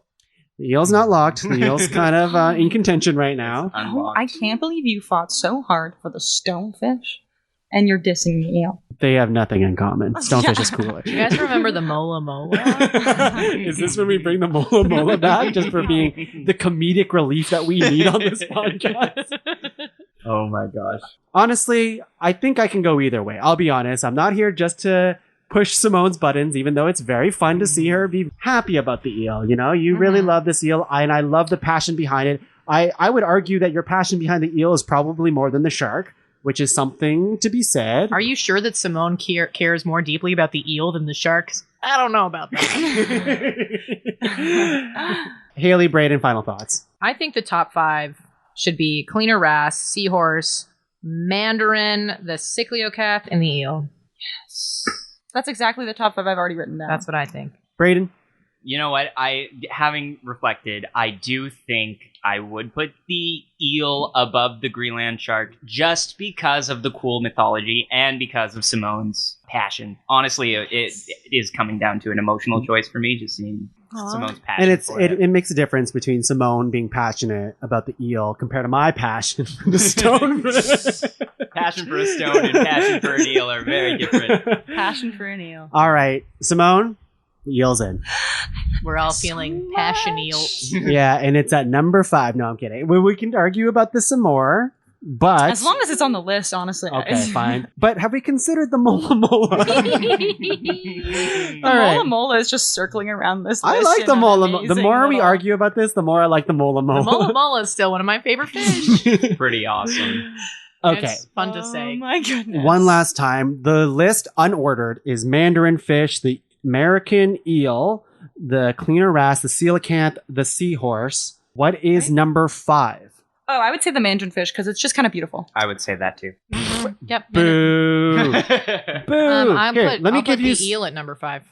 Why? Because of all of the things we've already said. It almost didn't make it. It barely Simone. made it. Yeah, but it's so cool. And the mandarin fish, like, yes, it's just beautiful. No, It's no, beautiful, no. but we're just like, where eel, where you do it, where your nuts at. And then Simone, you're so passionate. I feel like I'm just voting for you. Yeah, but the eel has been a mystery and has plagued human intelligence for years and years and years and years and years. Where mandarin fish, we just understood how to make it pretty. Okay. And we're like, make it pretty. And maybe we're not even voting for a natural fish. We're just voting for human appeal and the manipulation of a genetic. So It's just case. Let me give you some mandarin fish fun facts because I came prepared because I knew people would be like, oh, it's just a pretty fish. The pretty fish can't win. And I don't want it to win, to be honest, but I think it should get higher. Okay, so the mandarin fish is a pro at optical illusions as well, because it can change the pigment of its skin or Scales. Scales. Only sharks have skin. Yeah, it's an optical illusion that it can do, so it can kind of brighten up the hue of its being to be brighter or dimmer. It is also a beast, which I didn't know about. So it actually does have toxins. It has tiny spines that it can inject toxic mucus into its predator. So there you go. Shout out to Stonefish over there. And it has like a unique mating ritual, which, you know, I love. A dance. We don't have enough dancing, although we have the seahorse, but, you know. I mean, the seahorse is kind of top dance. yeah, that's top. But there's another dance going on here. And, yeah, I mean, I think there's more to be said about the mandarin fish. I think what we immediately look at it is because of its color and its beauty, which is, you know, it's a beautiful fish, but it has the other stuff going for it too. It is a fighter. It can camouflage itself. It can do all these other things. Yeah, but that's pretty standard fish business. Yeah, is it hermaphroditic? I didn't look it up. It could be. If it is, I'll give it bonus points. But I'd put it at number 4. I'm still like eel 5, mandarin fish 4, but I would flop. I would go to the majority if everyone's feeling number 5 for this, and then just put eel at number 4. Yeah, I'm so happy with that. I would go eel 5, mandarin 4. We're split, Tuong. I'm on that team. Only because we talk so heavily on the eel maybe making the list. You might have. I was very confident. Mandarin was like a hard lock. We said mandarin, locked. Boom. when we said lock for mandarin fish, I'm like, it's definitely number 5, though. Yeah, and me then too. It was between Greenland and mandarin. It's All like, right. what's number 4? So Haley, you're a voice of reason on this podcast. The How do you mandarin feel? fish is number 5. All right. All right. I'm losing my touch. I can't. I don't have my way. I just don't want to argue anymore, you know? I'm the only one fighting. I lost so... What did you lose? I lost all my fish. Like, Oh, I guess you did lose all I lost all my fish. What am I fighting for? I'll say all 3 of mine are on the list, and I feel a little guilty about it. Yeah, Braeden, maybe you should. Because you're like, you know what? All the top 3 should be my fish. You can't be denied. You brought some rad fish, but we'll all be walking away from here saying the words mola mola. So, Okay, I'd like to ask this from you guys, though. Yeah. And just to split this up here, because this is a group list. It doesn't matter to me that Braeden's fish are all in the top 3. I truly don't care about that. But the coelacanth, for example, is that top 3, really? Like, I know we're ranking it based on its fossilness and, the evolution, all that stuff. But if you look at this fish, it doesn't look remarkable, to be honest. It's big, but... Well, you can't judge a book by its cover, Tom. I think it's better than the eel. I think it's... You know what? I respect it for the fact that a lot of things came from this fish and the fact that... It walks like a being. Yeah, and it... Gives life It didn't dupe us out of, like, so many years of its existence, which I think is pretty cool. Okay. I would put that above the eel. I put eel 4th, and then I'd put coelacanth. There's a on the end. Coelacanth. Yeah, you can also call it by its scientific name if you want to go back to that. Which is just coelacanth with Forms at the end. forms at the end, yeah. Do you remember the rainbow trout? Okay. My kiss? Yeah. My guess. Okay. A coelacanth at 3, then, it sounds like. I just wanted to make sure that Maybe, though. Like, I mean, it's between the cleaner wrasse and the seahorse, too. I don't know if coelacanth goes above those 2. No. I think there's a clear winner, and I think we all know what it is. Is there? Is there? Should we all say it at the same time? I'd like to hear number 2 from people so we can... This will reveal. All right. Let's hear it. Seahorse. It is the seahorse. That's what I wrote down. Okay. All right. So let's make sure we have this. You really sold me on this cleaner wrasse. I love it.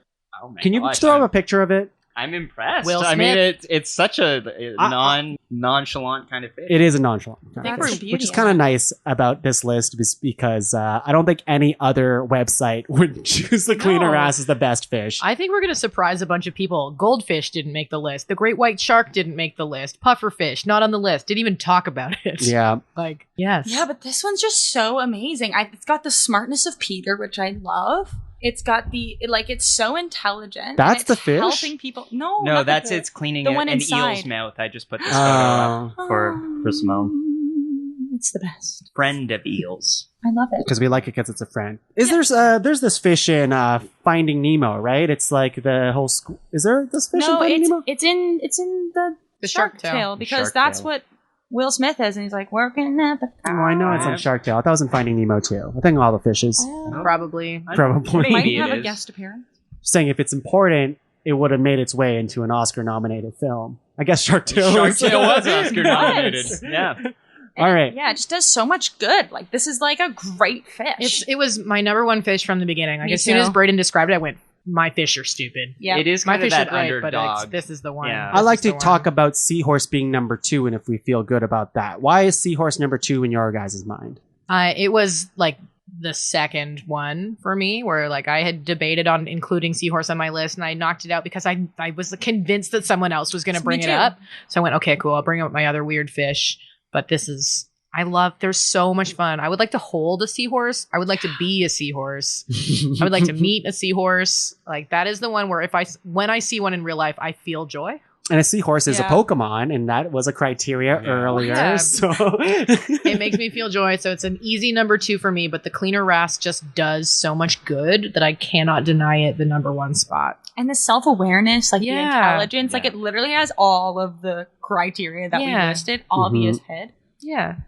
I do like it. Braeden, final thoughts on Seahorse being number 2 and Cleaner Wrasse number 1. Yeah, I'm actually a little torn, but I think just the everyday, like, Cleaner Wrasse is someone I would go get a beer with, whereas Seahorse is more of like a hoity-toity kind of stuck-up little fish, but just because of the Monogamy? approachability of the Cleaner Wrasse. Yeah. Monogamy. Ugh. It's the What's one that thing all I about? don't like about the seahorse is that they're monogamous. Well, at least the males finally give them birth. Yeah. Yeah, that is cool. That's that a video is pretty cool disgusting, thing, but though. yes, It's amazing. it The is kind of, dance. it's amazing. You can't keep your eyes off of it when you see Yeah. that video. It looks like nothing else either. Like I can't Yeah. think of any other animal, fish, anything that looks like a seahorse. Yes. What about a horse? What? A what? Oh no. Oh, good. Uh, That's nice. I think we have her list. Shall I say it? Yes. And this is a very surprising list to me. I kind of love how out of left field all of it is, to be honest with you. Yeah. Number 5, mandarin fish. Number 4, the American eel. Number coelacanth. Number 2, the seahorse. And number 1, the working man fish, the good of all fish, the fish that we all want to be. It is the stonefish, everyone. Clean her ass. Yay! Clean your ass, everybody. Yes. Also, PSA. Tuong, hearing us saying clean your ass, I do have a list of fish with the silliest names. Okay, let's hear it. that I Honorable just- mentions time, Honorable everyone. mentions. So these are all the fish with the silliest names that I could find. So here they are. It's the pancake batfish, the ballyhoo, the chub sucker. These aren't real. Are they These are related? real. They're all from the book. You can look them up in the index afterwards. So chub sucker, Suckers. the honey Gregory. Ooh. We've got the hog choker. Why are they? Who's naming these?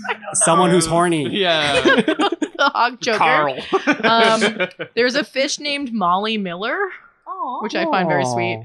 The monkey face prickleback. And that's my list of silly fish names. I love them. Hog choker makes me so happy, as does the chub sucker. Chub sucker. Chub sucker. Yeah. Haley, do you just want to say all of your honorable mentions? Sure, I can go through my other honorable mentions. The goldfish, just because of all of the famous fish. So these are fish that I know wouldn't be included, but Cleo from Pinocchio, Klaus from American Dad, Ponyo, Gale, the goldfish from West Wing, all of the Dr. Seuss goldfish, and Royston from Banjo and Kazooie are all goldfish. Oh, yes. I forgot about that one. I also had the great white shark, the lungfish, the flying fish, the salmon, and the puffer fish, Oh, the puffer comedian fish. of the sea. Mm-hmm. I don't know. The Mola Mola seems to be really winning me over on this.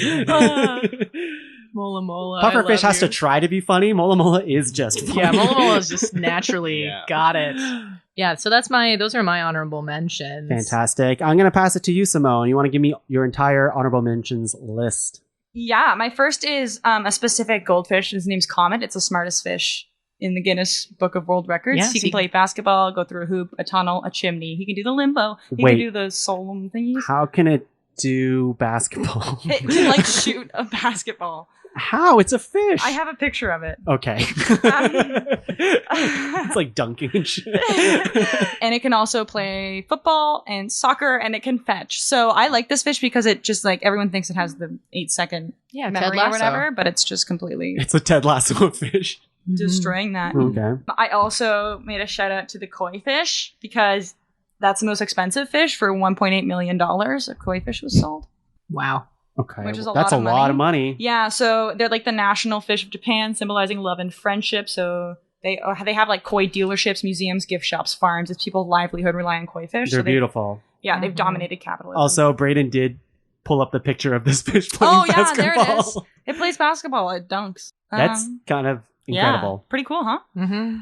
For some reason, when you said that, it totally makes sense that it's in like a little aquarium thing. I was thinking about like a court. I'm like, how does it do that? How? It's just like flopping on a full basketball court. It makes it all the way to the end. Wow. And then Dunkleosteus, which is a prehistoric A fish we know. fish. Mhm. It was It's not the basketball playing fish named Dunkleosteus? no, but it's also a cannibal. No, Nice, I'm in. that fish plays tennis. It can open its mouth and close it half the time it takes you to blink, Whoa. and its bite is about 2,000 pounds. Shit. Creepy. And That's it's bigger awful. than a double-decker bus. And Creepy. That's it's awful. Like a bunch of tons.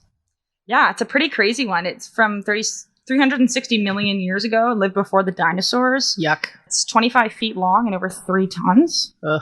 And it was the top of the food chain for 20 million years. So it Oh was my like God. the king of the world for 20 million years. It might still be in the ocean, though. Like, that's what horrifies Yeah. me. Is, like, Yeah. maybe when all the dinosaurs went extinct, they all just went like, boop-a-doo, we've got gills now, and now they just live in the Marianas Trench with the snailfish. Probably. The Horrifying, Bermuda guys. Triangle. We don't know. Dunkleosteus. Maybe it births eels. Like, we have no idea. Maybe they're playing underwater basketball down there. Yeah. We'll never know. Yeah. Yeah. I was going to nominate him, but he's dead now, so. Okay. Mm. And he's too scary. Honestly, he's too creepy for you. So, Yeah, it was just, there were so many other ones. That were Mm. so good. Braeden, give me your list. Yeah, there's a couple I didn't make it. I also had goldfish on my list, which makes me wonder, I'm like, did goldfish miss their shot? I feel like they're a little too basic. Yeah. Fun Yeah. fact about goldfish, a group of goldfish is called a troubling. That's fun. That is fun. There you go. That's what they call them on the court. A lot of these fish didn't make the list because I was like, too basic. Another one was clownfish. They're pretty cool. Another hermaphroditic fish, Finding Nemo, but blah, blah, blah. Everybody knows clownfish. Electric eel. I did have an eel on mine. I thought electric eels were pretty cool. I also want to give a shout out to the marlin, the world's fastest fish, which can move 64 miles per hour. It's as fast as a cheetah. Whoa, that is fast. That's really And cool. it's 14 feet long and 2,000 pounds. So, Scary. 14 feet long? yeah, it's terrifying. Marlins. Giant fish. No, thank you. That is super, super fast. The blobfish, I think, is the worst version of the one Simone nominated. The worst version of the Marianas Trench. Just a deep swelling fish that loses shape as you bring it to the surface. Yeah, looks like a wax head melted. Huge cartoon nose. Yeah. I don't think it's very It remarkable. looks like it's in disguise. I mean, it's certainly unique. Yeah. yeah. Yeah. And then the betta fish, which is some people pronounce it beta fish, but I learned it's actually pronounced betta fish. Because they're a betta fish. The betta fish. Oh my God. They are, of course, fish that fight each other.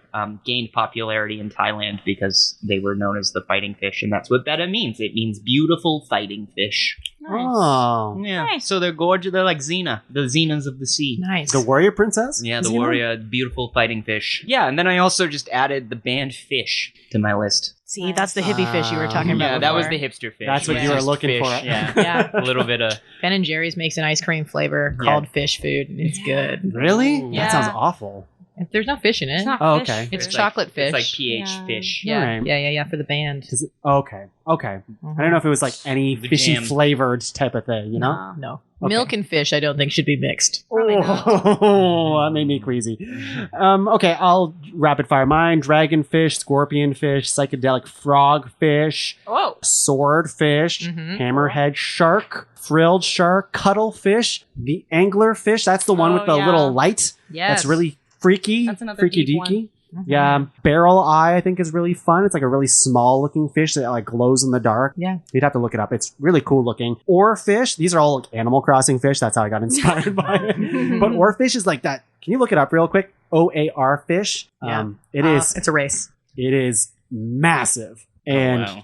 Oh. Whoa, it's Yeah. a big, long, skinny and guy. you have like 30 people holding on to one oarfish. It is. Looks like a luck dragon. I think it looks kind of cool. That's crazy. Right? Stargazer fish, I think, are really cool. Those guys are like in the sand and you can barely kind of see them. They're kind of, they're freaky. They're freaky fish. Oh, It just looks like a stoned fish. It looks like a stonefish, but it's equally terrifying. Yeah, that's pretty scary looking. Wait, isn't Oarfish the Gyarados from Pokemon? I'm not sure. I think Gyarados is a little bit more impressive than an oarfish, you know?